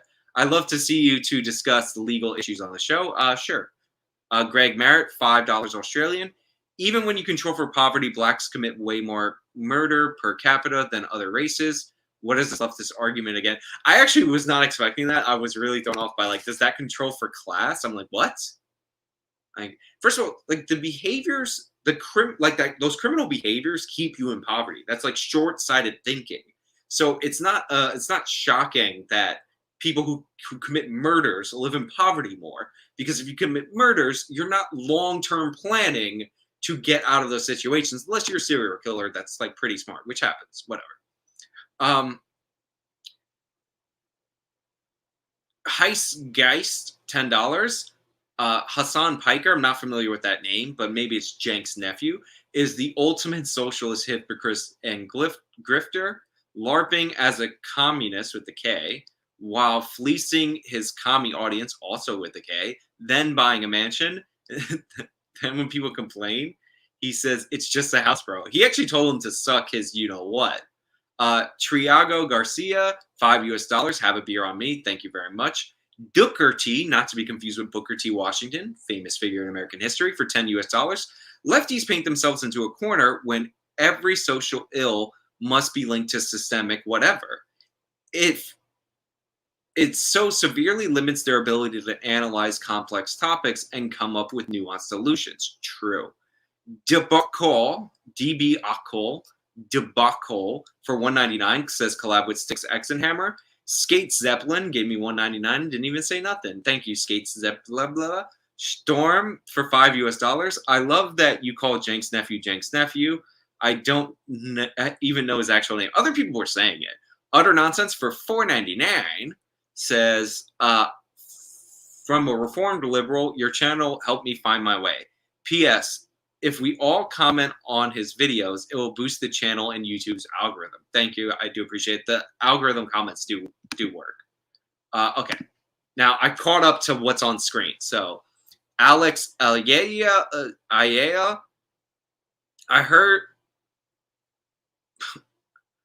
I think Euro nuke plants are all built the same. So when training and transferring, they know the setup.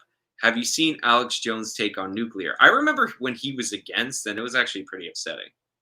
So, you know, like I remember he was against after Fukushima, but like a guy like Alex Jones, like I have like a lot of love for Alex Jones. I'm not gonna lie. I think he's wildly entertaining, and like a lot of his like conspiracies do come true over time. I'm sure you guys have seen the meme, like give it 5 years and Alex Jones will be right. But yeah, like he has a lot of like reactionary takes, and he does respond to his audience. Even if he's not really into a conspiracy, if his audience is constantly calling him out, he'll bring somebody on, and a lot of times those are the ones that get him into trouble.